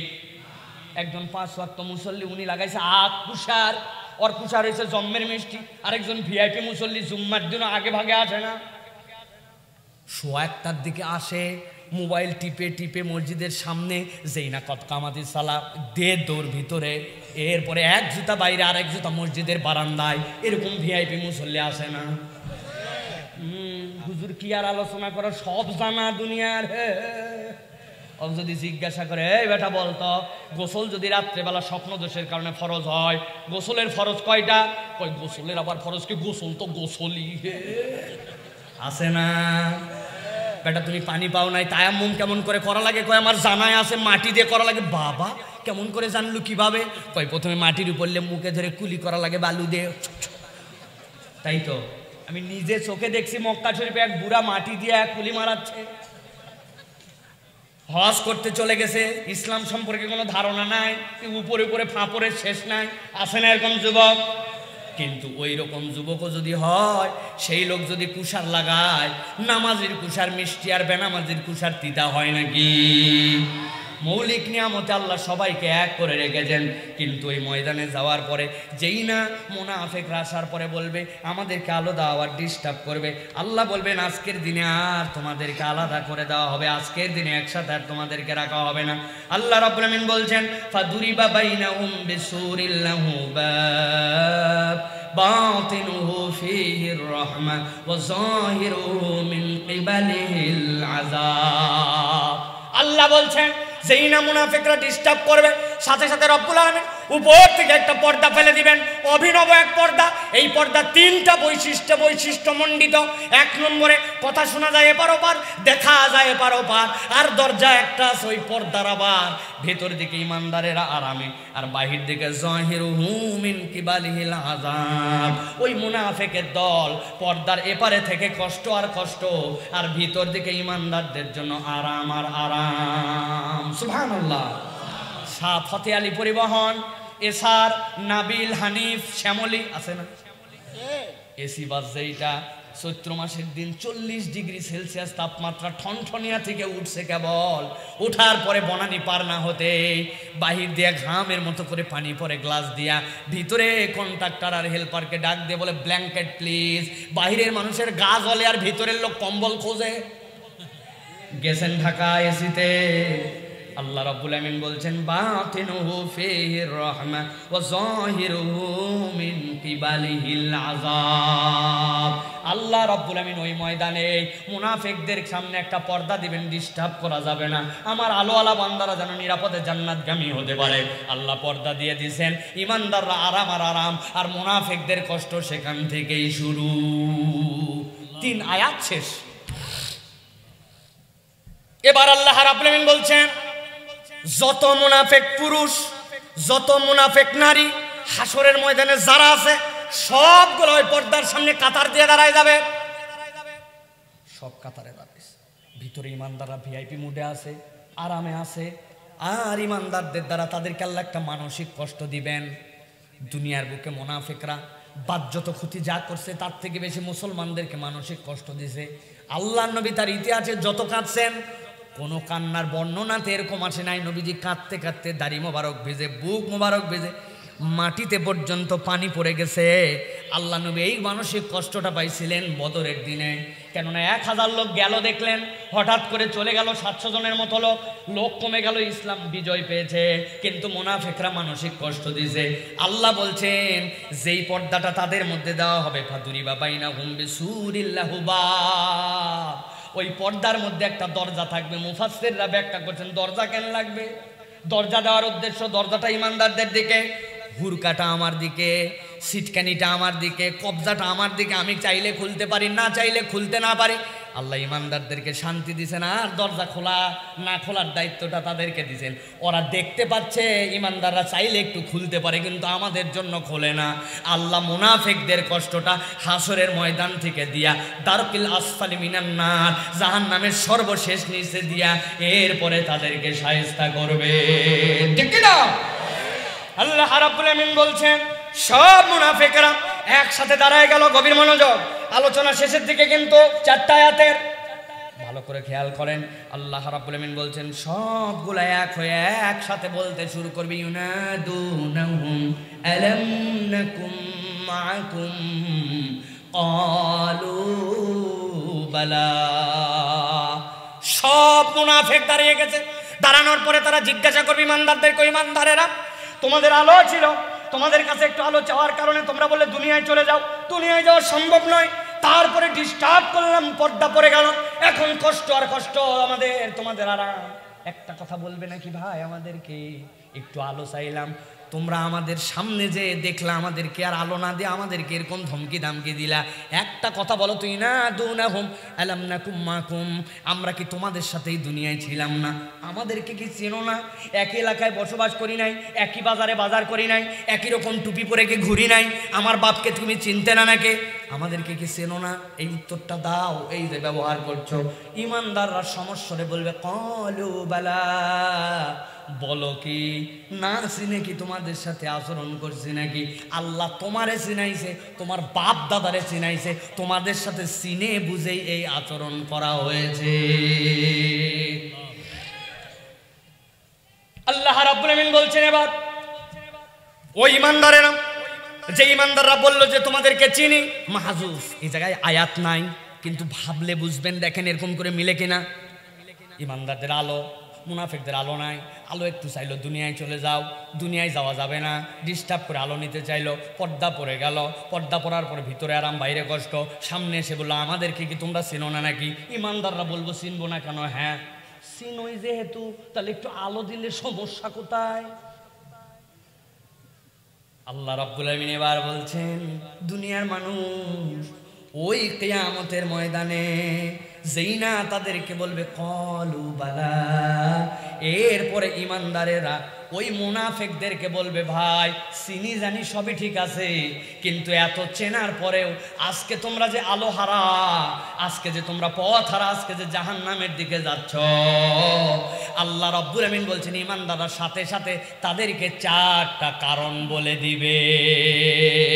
তাহলে মুনাফিকদের জাহান্নামে যাওয়ার জন্য কারণ হচ্ছে 4টা। কয়টা? হয়নি? কয়টা? হাত রেডি করেন এরকম করে। আমি যখন বলবো কয়টা, হাত তুলে বলতে হবে কয়টা। সবাই হাত উঠায় নাই। মুনাফিকদের আলো হারাবার কারণ কয়টা? দেখেন কারা কারা উঠাতে পারে নাই, বাবারা হাত নামান। আবার মুনাফিকদের আলো হারাবার কারণ কয়টা? অনেকে চিন্তা করছে হুজুরগুলো কি শুরু করলো, তাই না ভাই?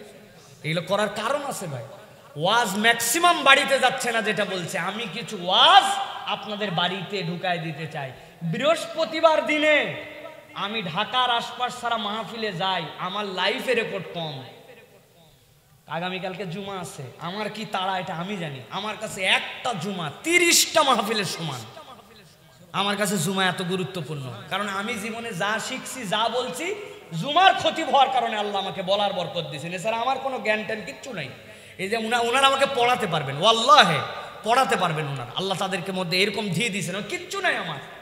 কিন্তু এই জুমা, কিন্তু তারপরেও বৃহস্পতিবার আপনাদের এলাকার মানুষের মহব্বত আর দাবি আর কথায় না এসে পারি নাই। এখন আসলাম আমিও, আপনারাও আসলেন, বাড়িতে কিছু না নিয়ে গেলাম হবে ভাই? জানা কথায় এইটাই বরকত দেয়। আবার এটা আমার কথা না, আল্লাহর কথা। আল্লাহ বলছেন স্মরণ করায় দেন, ফাইন্না যিকরা, আল্লাহ বলছেন অবশ্যই এই জিকির তানফাউল মুমিনিন, ইমানদারদের উপকার দিবেই দিবে। সুবহানাল্লাহ। আল্লাহ চ্যালেঞ্জ দিয়েছেন, শুনলেই লাভ, শুনলেই লাভ। পারমাণবিক যুদ্ধ হবে, জানেন আপনারা? দুনিয়ায় বিশ্বযুদ্ধ হবে, দুনিয়ার বুকে সেই দাজ্জাল আসবে, দুনিয়ার বুকে খাদ্যের সংকট দেখা দিবে, ইমানদারদের ইমান চুরি করে ফেলবে। ইমান বাঁচাবেন কেমন করে জানেন? আল্লাহ কোরআনুল কারীমের মধ্যে ইমান বাঁচানোর শুদ্ধ সূত্র দিয়েছেন। আল্লাহ বলছেন যারা কোরআনওয়ালা ইমানদার হবে আর যারা কাফের মুশরিক যদি কোরআনের প্রকৃত হক আদায় করো, আল্লাহ বলছেন তাদের মধ্যে আমি একটা হিজাব দিয়ে দিব, পর্দা দিয়ে দিব। এমন পর্দা দুনিয়া একদিকে একরকম হবে, ইমানদারদের ক্ষতি কেউ করতে পারবে না ইনশাআল্লাহ। কাদের জন্য? কোরআনওয়ালাদের জন্য। কোরআন পড়ে দেখেন, অনেক কথা সংক্ষেপে স্কিপ করে যেতে হচ্ছে যেহেতু বেশি বিস্তারিত বর্ণনা দেওয়ার সুযোগ নাই। তাহলে মুনাফিকদের পথ হারানোর কারণ কয়টা? হাত ওঠে নাই। কয়টা? কয়টা? চলবে, চলবে। ঠিক আছে প্রিয় ভাইরা, তাহলে আল্লাহ রাব্বুল আমিন বলছেন, গভীর মনোযোগ দেন। ইমানদারদেরকে জিজ্ঞাসা করলাম, ইউনাদুনাহুম আলাম নাকুম মাকুম ক্বালু বালা ওয়ালাকিন্নাকুম ফাতানতুম আনফুসাকুম ওয়া তারাব্বাসতুম ওয়ারতাবতুম ওয়া গররাতকুমুল আমানিয়্যু হাত্তা জাআ আমরুল্লাহি ওয়া গররাকুম বিল্লাহিল গরুর।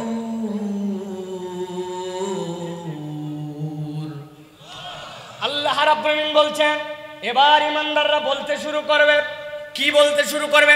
তারা বলতে শুরু করবে, এক নম্বর তোমাদের অপরাধ জানায় দিচ্ছি, তোমাদেরকে ভালো করে শোনো। কি অপরাধ তোমাদের?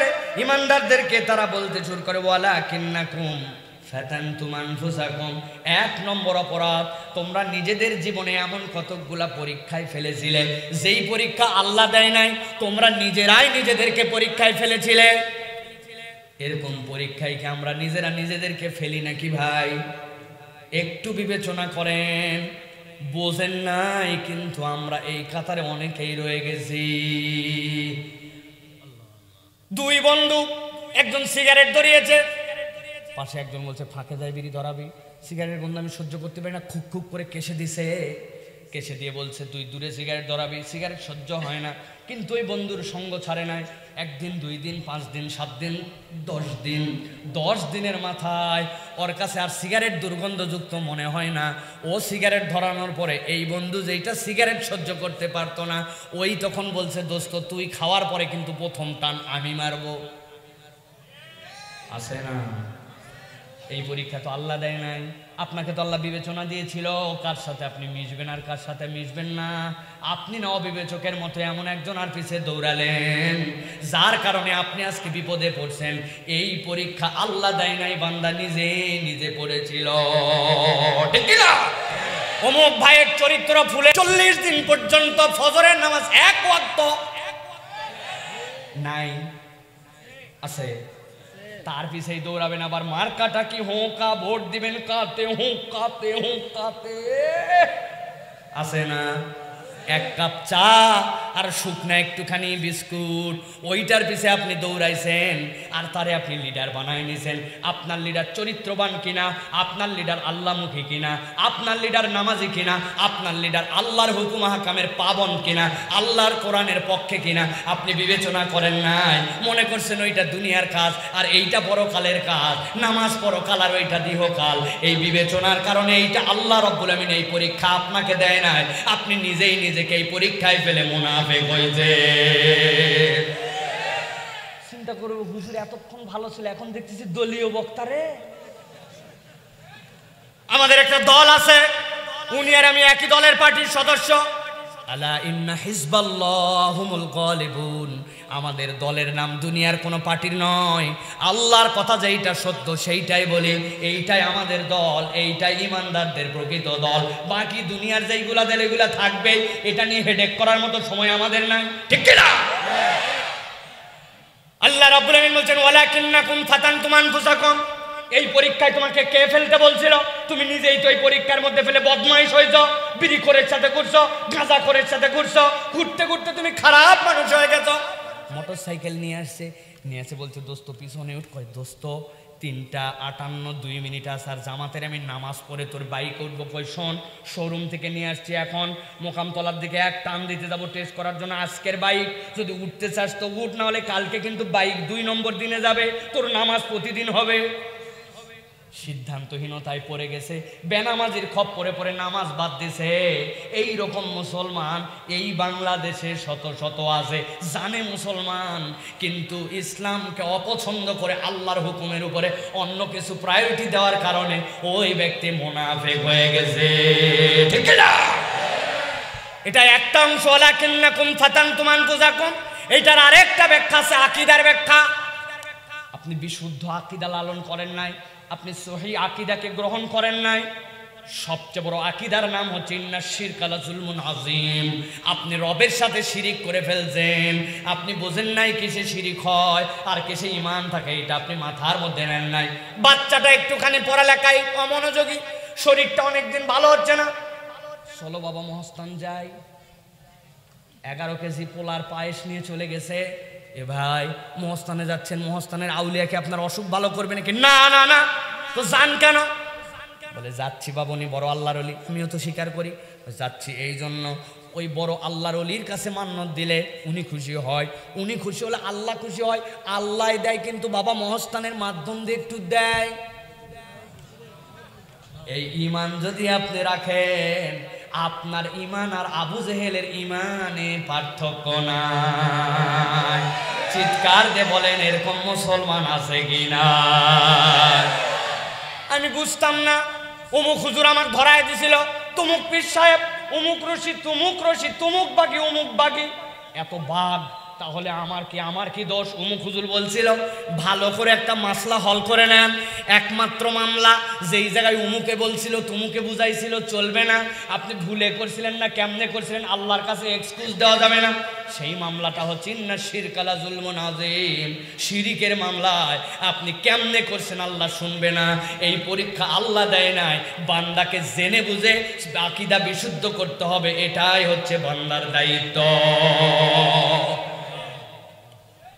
আপনাদের গ্রামের একটা লোক আসছে, একদম গ্রামের থেকে আসার পরে খুব কাশিওর, এমন কাশি ডাক্তার দেখানোর জন্য সবাই বলছে তোর যে কাশি রক্ত পরে মাঝে মাঝে, জিয়া মেডিকেল ডাইরেক্ট চলে গেছে ডাক্তার দেখানোর জন্য। গভীর মনোযোগ দেন। ডাক্তার দেখানোর পর ডাক্তার বলছে আগামী 3 দিন পর আপনার টিবি টেস্ট করা হবে, তবে তার আগে এই সিরাপ আর ওষুধ দিলাম, এইগুলো 1 চামচ করে খাবেন, এটা খাওয়ার আগে এটা খাওয়ার পরে। বলছে বাবা আমি কেমনে বুঝবো, আমি পড়ালেখা কিচ্ছু জানি না, আমি টিপসই দেওয়া লোক। বলছে উপায় আছে, ডিসপেন্সারিতে যাই বলবেন, দেখবেন ব্যবস্থা করে দিবে। ডিসপেন্সারি আলারে যাই বলছে বাবা ওষুধের নাম পড়া তো দূরের কথা, নিজের নামই লিখতে পারি না। টেনশন নাই, বোতলে গেলেন 1 টান 2 টান 3 টান, কোনার মধ্যে কাশি দিয়ে কাটে দিছে। কাশি দিয়ে কাটা মানে খাওয়ার পরে, যেটা কাটা নাই ওটা খাওয়ার আগে। টান তো চিনেন, কয় টান? 1 টান মানে 1 চামচ 3 বার। উরি দারুণ করে শিখাই দিছে। তো ওষুধপত্র নিয়ে চলে আসছে, আসার পরে রাত্রেবেলা সিরাপ খাইছে, খাওয়ার পরে বারান্দার বৈঠকখানার ঘরের সামনে জালনার কাছে রেখে দিয়েছে ওষুধের ফাইল। সকালবেলা ওই লোকের গ্রামের দিকে হালকা একটু সিমের খ্যাত, হালকা একটু বেগুনের খ্যাত, ওর বড় ছেলে বিষ দেওয়ার জন্য গেছে, ইন্ডিলে স্প্রে করে আনার পরে ওই জালনার পাশে যেখানে সিরাপ আছে ওর পাশে ইন্ডিলের বোতল রাখছে। সকালবেলা যখন আবার কাশি, উনার একটা বাচ্চা আছে 5-6 বছর বয়স, বলছে আব্বা আমার তো কাশি উঠছে, জানলার উপরে কাশির সিরাপ আছে, একটু আনতে পারবি? বলার আগে দৌড়। ছোট বাচ্চারা কথা শুনতে চায়, ঠিক কিনা? আমি সব জায়গায় বলে থাকি ভাই, বড় হলে কথা শোনা, কিন্তু ছোটবেলায় কথা শোনার জম। আমার তো 3 মেয়ে, এদের কথা শোনার ঠেলায় আমি অস্থির। আমি দরজায় যাই, ডাক দিছি, 3 জন দৌড়ায় আসছে। আসার পরে একজন ফার্স্ট হয়েছে, দরজা খুলে দিয়েছে, বাকি 2 জনের মন খারাপ। ওর মা বলছে তুমি বাইরে আবার যাও। আবার গেছি বাইরে, যাওয়ার পরে আবার ডাক দিছে, ওই 2 জনের মধ্যে একজন খুলছে, বাকি জনের মন খারাপ, আবার যাও। এক দরজা 3 বার খোলা লাগে, কথা শোনার ঠেলা, বুঝছেন আপনি? ওই বাচ্চা সাথে সাথে বলছে আব্বা আমি ওষুধ এনে দিচ্ছি। বেচারি ছোট্ট মানুষ যাওয়ার পরে ইন্ডিলের বোতল থেকে 2 চামচ ঢালে দৌড়ায় আব্বার কাছে আসছে। আব্বা কাশতে কাশতে ইন্ডিলের একটা গন্ধ হয় কিন্তু ঢক করে মারার পরে টের পাইছে। এবার বুঝে থাকলে বলেন তো, কাশির ওষুধ মনে করে যদি ইন্ডিলের ওষুধ 2 চামচ মেরে দেয় তাহলে কি এই লোকের ভালো হবে না ক্ষতি হবে? ভালো হবে না ক্ষতি হবে? আন্দাজ উল্টা পাল্টা। অশিক্ষিত লোক, পড়ালেখা জানে না, মাসুম বাচ্চা দিছে, নিয়ত সহি ছিল, তাও ইন্ডিল কাজ করবে। হ্যাঁ, ভালো করে বুঝে নেন, ইন্না শিরকা লা যুলমুন আযীম। উমুক হুজুর বলছিল, তুমুক পীর সাহেব দেখাইছিল, আল্লাহ বলছেন এইগুলো একটাও গ্র্যান্ড হবে না। ওয়ালাকিন্নাকুম ফাতানতুম আনফুসাকুম, এই পরীক্ষা আল্লাহ তোমাকে দেয় নাই, তুমি নিজেই তোমার রব চেনার পরীক্ষায় ব্যর্থ হয়েছিলে। আজকের দিনে এই ব্যর্থতা, আজকের দিনে আলো হারাবার 1 নম্বর কারণ, যেই পরীক্ষা আল্লাহ দেয় নাই ওই পরীক্ষায় তুমি নিজেকে নিজে ফেলেছিলে। ঠিক না? আমি তো মাঝে মাঝে বলি, গ্রামে অনেক মুরব্বী আছে, সকালবেলা কান্দের মধ্যে কোদাল নিয়ে মাঠে যায়। লোকজন বলছে বয়স হয়ে গেল এত সকালে বাবা? বলছে বাবা সূর্য উঠলে আর কাজ করতে পারি না, এই জন্য আগে যাচ্ছে একটু আইল কাটার জন্য। আসলে মুরব্বী আইল কাটতে যায় নাই, উনার জমির সাথে যার আইল লাগানো ওই পারের লোক এখনো জমির আইল কাটে পারে নাই। এই বুড়া আইল কাটার নাম করে 4 আঙ্গুল জমি ঠেলতে যায়। বগুড়াত না 1 বিঘার সব হালাল, 4 আঙ্গুলের জন্য হারাম হয়ে গেছে। এই পরীক্ষা আল্লাহ দিছে, আপনি নিজের বুদ্ধিতে, এটা কোরআন হাদিস পড়া লাগবে না, আপনি জানেন এই আল ঠেলা আমার জন্য অবৈধ। ঠিক কিনা? 1 নম্বরে এটা আলো হারাবার কারণ। এবার আল্লাহ রাব্বুল বলছেন 2 নম্বর কারণ তাদের জন্য কি হবে, সাথে সাথে তারা তাদেরকে জানাবে 2 নম্বর কারণ, ওয়া তারাব্বাসতুম। এই মুনাফিকের দল, আজকে আলো চাইলি, আলো দিতে পারলাম না, দুনিয়ায় যেতে বললাম, বেশি ডিস্টার্ব করার জন্য পর্দা পড়ে গেল, চিনি জানি, কিন্তু তারপরে আলো দিতে পারছি না, কারণ জানাই। 2 নম্বর অপরাধ তোদের ছিল, তারাব্বাসতুম, তোরা দুনিয়াতে আল্লাহর দিকে আসতে দীর্ঘসূত্রিতা করেছিলি, আল্লাহর দিকে আসার ক্ষেত্রে খেলে অপেক্ষা করিয়েছিলি, নানান অজুহাত দিয়েছিলি। আজকের এই অপেক্ষার অজুহাতের কারণে তোমরা আলো হারা। হুজুর হাত ধরে বলছে, বাবা মহিন ভাই বলছে চলো মসজিদে যাই। 10 ধাপ গেছে, যাওয়ার পর জিজ্ঞাসা করছে হুজুর আজকে কি বার? হুজুর বলছে কি বার মানে? তোকে নিয়ে যাচ্ছে আসরের নামাজে, বলছে বলেন না, বলছে আজকে মঙ্গলবার, সাথে সাথে নিজে বলছে বুধবার, বৃহস্পতিবার, জুম্মার দিন থেকে দেখেন তেইসা নামাজ ধরা আমি ধরছি, আজকে পেশাব করে পানি নেই জন্য যেতে পারতেছি না, আছে না? আগামী রমজান আসুক, আল্লাহর কিরা করে বলতেছি দেখিস তুই, আছে না? আল্লাহর দিকে আসতে বলা হয়, আর উনি ইনশাআল্লাহ 3 চিল্লা লাগায়, তারপরে উনি আল্লাহর দিকে আসে না, আছে? এত বড় বড় দাড়ি একজন আর পাশের একজনের দাড়ি চাচা, ব্যাপার কি? অনেক ওয়াজ তো জানেন আপনি, আল্লাহর কোনো পয়গম্বর দাড়িহীন ছিলেন না, আল্লাহ রাব্বুল আমিনের কোনো সাহাবী দাড়িহীন ছিলেন না। এটা আল্লাহর পক্ষ থেকে আপনার আমার জন্য একটা নিয়ামত। 1000 ওয়াজ জানার পরেও আজ পর্যন্ত ভাই দাড়ি এত বড় না করিস, দাড়িটা অন্তত ছাড়, তাও ছাড়লো না, আছে না? কেন ছাড়লেন না? বয়স হয়নি এখনো, বউ পছন্দ করে না, আনস্মার্ট লাগে। আপনি অন্য অজুহাত দিয়ে পার পাবেন, কিন্তু দাড়ি রাখাকে আনস্মার্ট বললে আপনার ঈমান চলে যাবে। নবীর আদর্শকে আপনি তাহলে অস্বীকার করে ফেলছেন। টাকনুর নিচের কাপড় আজ পর্যন্ত উঠাতে পারলেন না, আরে উল্টা আমল করে। নবীজি বলছেন নামাজের মধ্যে হাত গুটায়ও না, পাঞ্জাবি গুটায় না, আর ও মসজিদে ঢোকার পরে কাতকামাতি সালার বলে পা গুটায়, আছে না? কেন ভাই? কবে আপনি পরিবর্তন হবেন? এই তো হুজুর কিছুদিন পর যখন পূর্ণ 5 ওয়াক্ত নামাজ ধরে বলবো তখন থেকে অপেক্ষা করাইছেন আর অপেক্ষা করাইছেন। আল্লাহ বলছেন ওয়া তারাব্বাসতুম, আল্লাহর দিকে আসতে তোমার এই অপেক্ষা ওই দিন তোমার আলো হারানোর কারণ হবে। হাজার হাজার মা বোনেরা আসছেন, মা সুন্দর করে জামা কাপড় পরে আসছেন না, কেবল তার উপর দিয়ে বোরকা, হাত মোজা, পা মোজা, কত চমৎকার করে আসছে, আর মেয়েটাকে সাথে নিয়ে আসছে, 3 পিস পরে চলে আসছে। তার পোশাক আশাক দেখলে পুরুষ অন্যদিকে চোখ থাকলে ওই দিকে চোখ জেলে যায়। যার পর্দার বিধান আল্লাহ 50-60-এর পরে হালকা করলেন, তার পর্দার কোনো শেষ নাই। আর যার পর্দা করা লাগবে তার পর্দার খবর নাই। ওর মাকেই যদি বলেন আপনার বেটি পর্দা করে না কেন, হাজি সাহেব, অমুক সাহেব, তমুক সাহেব, আপনার বোন, আপনার খালা, আপনার ফুবু, আপনার চাচতো ভাই বোন অমুক পর্দা করে। আমিও বিয়ের পরে পর্দা ধরছিলাম, ইনশাল্লাহ আমার বেটির বিয়ের পরে পর্দা ধরে ফেলবে। আছে না? আল্লাহর দিকে আসতে শুধু অজুহাত আর অজুহাত। আল্লাহ বলছেন সমস্যা নাই, ওয়া তারাব্বাসতুম, আল্লাহর দিকে আসতে যে অপেক্ষা করছো এইটার কারণে তোমাদেরকে কিয়ামতের দিনে আলো হারানো লাগবে। হজ করে না বলে, কেন হজ করে না? বলে আমার নগদ টাকা নাই।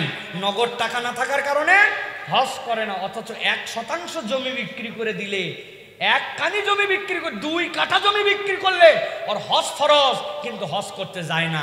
যারাও যায় তারা ইয়াং বয়সে যায় না, বুড়া বয়সে যায়। এটার কারণ আমি আমার জীবনের প্রথম হজের দিনেই জানতে পারছি।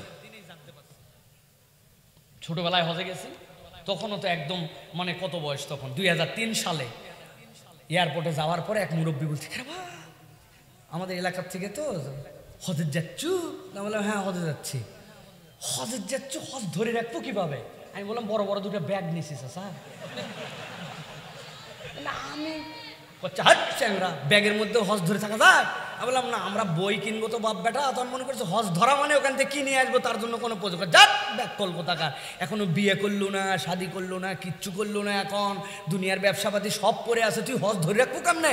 আমি 60 বছর পর্যন্ত দুনিয়া সব করে এখন চলে যাচ্ছে, আসার পর আর কোনো এগুলা কার পরিবারের মধ্যে নেই। আমি হজ ধরে রাখার পূর্ণ প্রস্তুতি নিয়ে গেছি। এদিকে বদমাইশি, বান্দরামু, শয়তানি সব কমপ্লিট। আল্লাহর ঘরে যায় মনে করছে একবারে হজ ধরে রাখবে। আল্লাহর জন্য এই যে অপেক্ষা করছেন, এই অপেক্ষা করানোর কারণে কিয়ামতের দিনে আলো হারানো লাগতে পারে, ঠিক কি না? প্রিয় ভাইরা, আল্লাহ রাব্বুল আলামিন এরপর ঈমানদারদের দিয়ে বলাচ্ছেন 4টা কারণ, তার মধ্যে 2টা গেল। 3 নম্বরে আল্লাহ রাব্বুল আলামিন বলছেন, ওই মুনাফিকদের কি ঈমানদাররা বলবে তোমাদের 3 নম্বর অপরাধ হচ্ছে ওয়ারতাবতুম, তোমরা আল্লাহর বিধিবিধানের মধ্যে সন্দেহ করতে। আল্লাহ রাব্বুল আমিনের যে হুকুম আহকাম ছিল এটার মধ্যে তোমরা সন্দেহ করেছিলে। চিৎকার করে একটা মুখ যেন বন্ধ না থাকে, দাঁড়ানো, বসা, শোয়া, আধা ঘুমানো, ঘুমানো, জিজ্ঞাসা করবো উত্তর দেন। আমরা কেউ কি আল্লাহর বিধানে সন্দেহ করি? ওই সবুজ জামা পরে আছেন ভাই, আপনি উত্তর দিছেন। সবুজ টুপি, সবুজ জামা, ব্লু কালারের গায়ের, ব্যাস ভালো করে বলেন, আল্লাহর কোন বিধানে কি আমরা সন্দেহ করি? ইচ্ছা করে জোরে উত্তর নিছি। এবার আমরা একটু হিসাব বরাবর করব, আল্লাহর বিধানে সন্দেহের পার্টি আমাদের মধ্যে আছে কিনা। একদল তো ডাইরেক্ট সন্দেহকারী, আরেক দল ইনডাইরেক্ট সন্দেহকারী। বগুড়া অঞ্চলে বিয়ে শাদী হয় ভাই?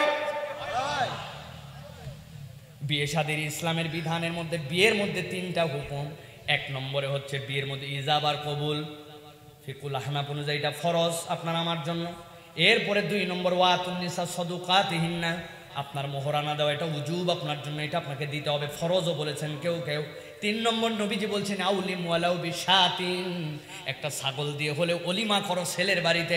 ইসলামের বিয়ে ইজাব আর কবুল, দেনমোহর আর অলিমার অনুষ্ঠান, ইসলামের বিয়ে শেষ।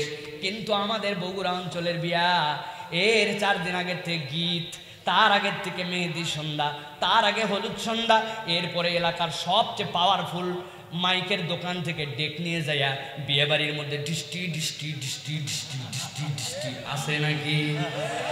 বুঝে থাকলে বলেন আছে। আপনি যেই বাড়িতে ডিস্টি ডিস্টি হচ্ছে 4 বাড়িতে যায় বলছেন মুরব্বী একজন আছে, হাজি সাহেব, নামাজি সাহেব, ওই বাড়িতে এই আপনার বাড়িতে এগুলা কি শুরু হয়েছে? এত গান বাজনা অত্যাচারের মতো হয়ে গেছে। বলছে বাবা মানুষের বিয়ে একবারই হয়, সবাই কম বেশি করে, একটা দিনই তো বাপ, মানা করে লাভ নাই, করুক, বাচ্চা কাচ্চা মানুষ বড় হলে ঠিক হয়ে যাবে। আছে না? এই কথা বলার দ্বারা আপনি কি বলছেন জানেন? এই কথা বলার দ্বারা আপনি বলছেন যে ইসলামের বিয়ের যে ইজাব আর কবুল, ইসলামের বিয়ের যে দেন মোহর আর অলিমার অনুষ্ঠান, এইটার দ্বারা আপনার শান্তি তৃপ্তি ইসলামের বিনোদন ফুলফিল হয় না, আল্লাহর বিধান ফুলফিল নয়। এর জন্য গান লাগে, বাজনা লাগে, এর জন্য লাল পানি লাগে, নীল পানি লাগে, এর জন্য আপনার সেলফির প্রোগ্রাম লাগে, এর জন্য আপনার গান বাজনা লাগে। এইটা যদি বলেন ডাইরেক্ট আপনি স্বীকার করেন নাই, কিন্তু ইনডাইরেক্টলি আপনি বুঝাইছেন আল্লাহর বিধানে অপূর্ণতা আছে, এটাই আল্লাহর বিধানে সন্দেহ করা, ঠিক না? এরকম মুসলমান আছে নাকি? ভালো করে বোঝেন। আল্লাহ রাব্বুল আমিন এই জন্য বলছেন ওয়ারতাবতুম। আরো সাংঘাতিক কথা আছে। অনেকেই বলে সুদের কারবার কেন করো? আরে 1450 বছর আগে সুদ মুদ এগুলো চলতো না, কিন্তু এখন যে মডার্ন ওয়ার্ল্ড, ইম্পোর্ট এক্সপোর্ট, দুনিয়ার ট্রেড, এগুলো সম্পর্কে কোনো নলেজ আছে নাকি মোল্লাদের? সুদ ছাড়া এখন চলাই যায় না, ঠিক কি না? ঠিক তো না? এত বড় দাঁড়িয়ে রেখে বলে ঠিক, সুন্দর করে ধরছে। আরে আপনি বুঝেনি নাই, এই কথা বললে আল্লাহর বিধানে সন্দেহ করা হয়। ইন্নাদ দীনা ইনদাল্লাহিল ইসলাম, আল-ইয়াউমা আকমালতু লাকুম দীনাকুম ওয়া আতমামতু আলাইকুম নি'মাতি। এইগুলো আয়াত একটাও আপনার পক্ষে সাপোর্ট করবে না। তখন আপনি যদি বলেন সুদ ছাড়া চলা যায় না, তাহলে আপনি যদি এটা বিশ্বাস করেন, এর সাথে ইনভলভ করেন, কমসে কম এটাকে যদি অপছন্দ না করেন, আল্লাহর বিধানে সন্দেহকারী হিসাবে হাসরের ময়দানে আলো জ্বলবে না। এই সাবর দাড়িওয়ালা মুরব্বী দাদনের ব্যবসা করে, আছে টাকা লাগায়, আছে আছে মানে ঘরে ঘরে হয়ে গেছে। এক মুরব্বীর কাছে আমি কত জায়গায় বলি যাই, বলছে বাবা 1000 টাকা দেন, নাই টাকা নাই হাতে, যা। আবার বলছে বাপরে 1000 টাকা দেন না একটু, বলছে নাই বললাম টাকা। খানিকক্ষণ পরে বলছে মুরব্বী এত চেতেন কে, আপনি কি মনে করছেন এমনি টাকা নিব নাকি? আজকে শনিবার দিন 1000 টাকা দিবেন, আগামী মঙ্গলবার 1250 টাকা। বলছে ব্যাককল কোথাকার, মানুষের হাতের টাকা থাকে নাকি ঘরের চল।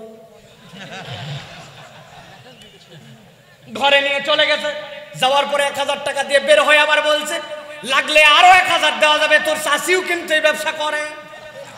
তবে যা করবি তাড়াতাড়ি কর, মাগরিবের ওয়াক্ত হয়ে যাচ্ছে, আমি কিন্তু জামাত ধরবো। আসরের নামাজের পরে দাদনে টাকা খাটাইয়া মাগরিবের নামাজ আবার ধরতে যায়। এইরকম মুনাফিক মার্কা মুসলমান আছে কিনা?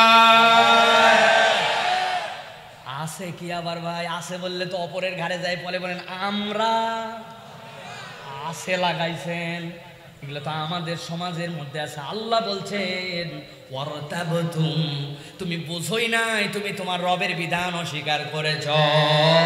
এইটা করলে ইমানদারের দপ্তরে নাম থাকে না, ওই বান্দা ভয়ঙ্কর চক্করে উপরে ইমানদারের মুড নিয়ে চলে, আসলে সে মুনাফিক হয়ে যায়, ঠিক না? এবার একটা সাংঘাতিক উদাহরণ দিব, যদি আপনারা সাহস দেন তাহলে দিব, সমস্যা হবে না তো? আরে আপনাদের আমার কিসের সমস্যা? আপনাদের সমস্যা হবে না তো? ইসলামের দ্বন্দ্ববিধি আছে, প্যানাল কোড, ইসলামের প্যানাল কোড আছে। চোর কি করবে তার বিধান আছে, বিবাহিত পুরুষ অবৈধ কাজ করলে, অবিবাহিত পুরুষ অবৈধ কাজ করলে, নারী করলে প্যানাল কোড ইসলামের এইটা আছে কিনা? সব ভাল লাগে, কিন্তু ভাই ইসলামের ওই হাত কাটার আইন, ইসলামের ওই পাথর মারার আইন, এইগুলা ভাই অনেক পুরাতন ছিল, এইগুলা চলে না। নামাজের ইসলাম ভাল লাগে, রোজার ইসলাম ভাল লাগে, প্রত্যেক বছরে 3-4 বার ওমরা করার ইসলাম ভাল লাগে, মিলাদের ইসলাম ভাল লাগে, জানাজার ইসলাম ভাল লাগে, কিন্তু ইসলামের বিধান পছন্দ করে না। এইরকম মুসলমান আছে কিনা?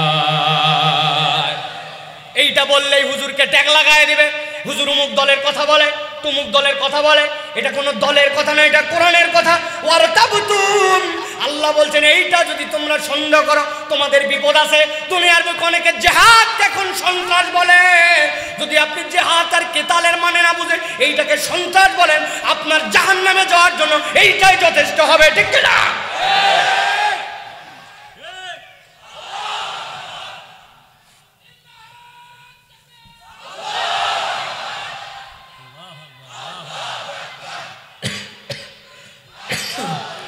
ভালো করে বুঝেন, দুনিয়ার বুকে সব জায়গায় ইসলামের অর্থনীতি নাই, ইসলামের জিহাদের হুকুম বিরাট বড় হুকুম, এইটা নাই।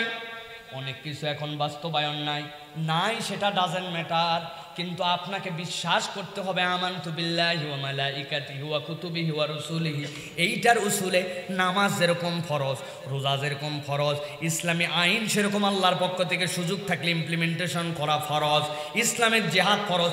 এইটা আপনার ইমানের অংশ, বাস্তবায়িত আছে কি নাই সেটা অন্য মামলা। এইটা যদি আপনার বুঝে আসে ভালো, না বুঝে আসলেও কোনো সমস্যা নাই, কিন্তু এইটার উপর ইমান রাখার নাম মুসলমান।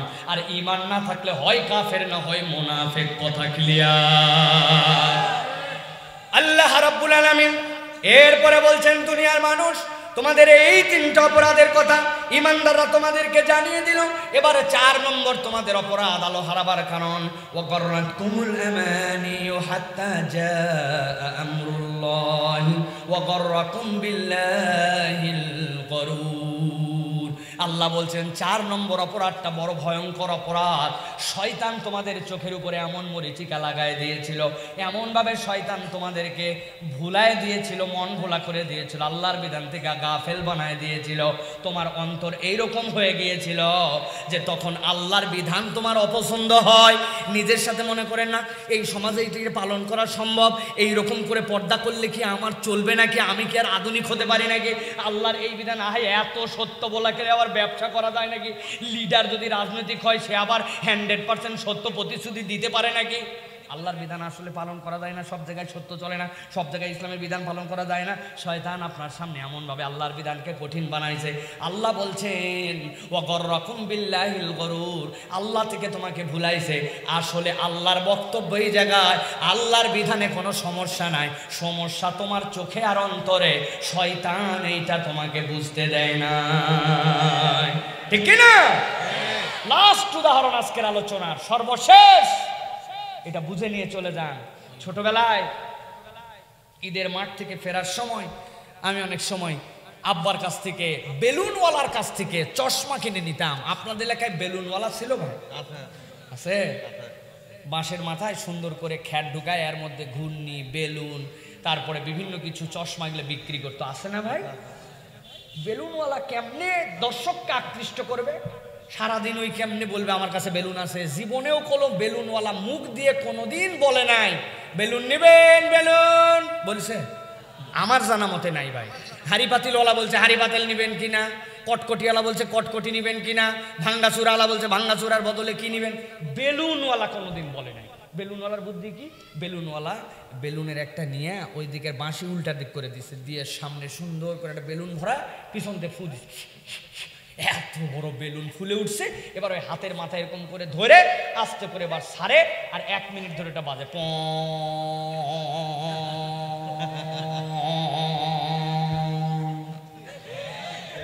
ওই বেলুনওয়ালার কাছের থেকে আমি 2 টাকা দিয়ে একটা চশমা কিনে নিছি। চশমা কিনে নিয়ে ঈদের দিন কাগজের ফ্রেম, সামনে রঙিন কাগজ লাগানো, পিছন দিয়ে এলাস্টিক, টান দিয়ে চোখে দিয়ে উপরে তাকায় দেখি আসমান লাল, নিচে তাকায় দেখি আব্বা লাল, বাড়িতে এসে দেখি আম্মা লাল, ভাত লাল, পোলাও লাল, লবণ পর্যন্ত লাল। আনন্দ শেষ লালের।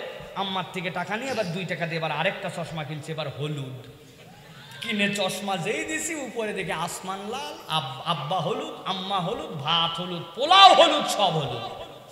বগুড়ার মানুষ, শহরের প্রাণ কেন্দ্রে আমরা, হাজার হাজার জনতার কাছে জিজ্ঞাসা, উত্তর দেন আসলে কি আমার আব্বা লাল, আম্মা হলুদ, আসমান লাল, লবণ কি হলুদ না? আসলে আব্বা আব্বার রঙে আছেন, আসমান আসমানের রঙে আছে, লবণ লবণের রঙে আছে। আমার চোখের চশমা লাল অথবা হলুদ। আল্লাহর বিধান কিয়ামত পর্যন্ত সব মানুষের জন্য সুইটেবল। শয়তান লাল অথবা হলুদ চশমা লাগায়া আপনাকে বুঝাইছে এইটা এই সমাজে চলে না, এইটা তোমার জন্য পারফেক্ট নয়। সমস্যা আল্লাহর বিধানে নয়, সমস্যা আপনার আমার চোখ আর অন্তরে, ঠিক কিনা?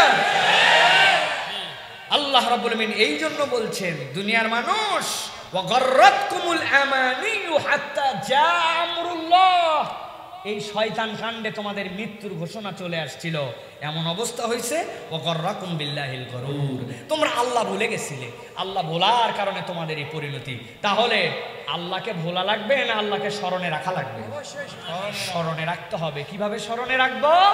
ওই প্রথম কথায় আবার চলে যান, কোরআনওয়ালা জীবন যার, আল্লাহ রাব্বুল আলামিন বলেন মুক্তির বার্তা আছে তার কাছে। যারা দুনিয়ার বুকে পরকাল মুখী জীবন চালাবে, ওয়াসাআলাহা সায়াহা ওয়া হুয়া মুমিন, আল্লাহ বলছেন যে প্রচেষ্টাটা করবে সেই তো মুমিন। ফাঁকা বুলি দিব আর রেডিমেড ইমানদার পাবো। সব লোক মিলে কান্দে করে নামায় আলা মিল্লাতে রাসূলুল্লাহ বলবে আর আপনি পগার পার দিয়ে পার হয়ে যাবেন।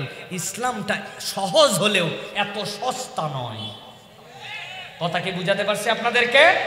তাহলে প্রিয় ভাইরা, আজকের কথা এ পর্যন্তই আপনাদের কাছে।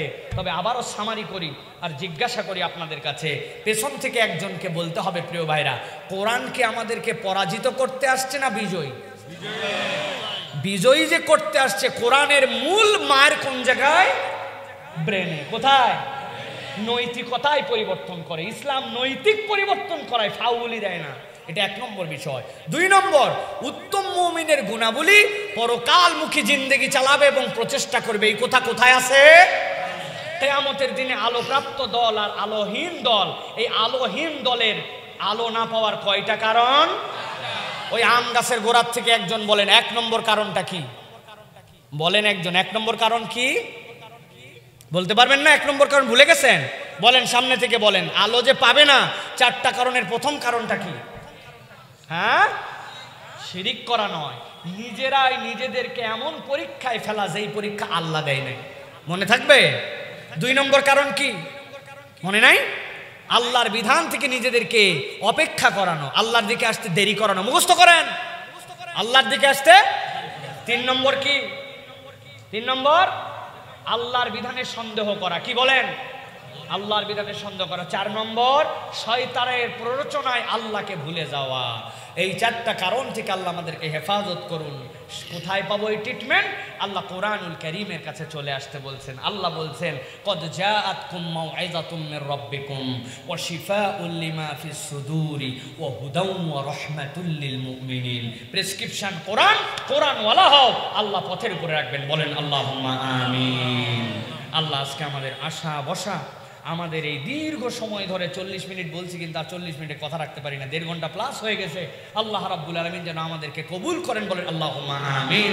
আল্লাহ রাব্বুল আলামিন আমাদের আজকে যারা আয়োজন করেছেন, উদ্যোগ নিয়েছেন, আমাদের শ্রদ্ধাভাজন মেহমানরা আসছেন, সকলকে যেন কবুল করেন।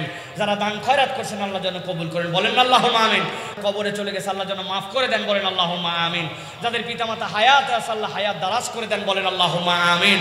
আল্লাহ রাব্বুল আলামিন যেন ঈমানদারদের বিজয় দান করেন। বলেন আল্লাহুম্মা আমিন।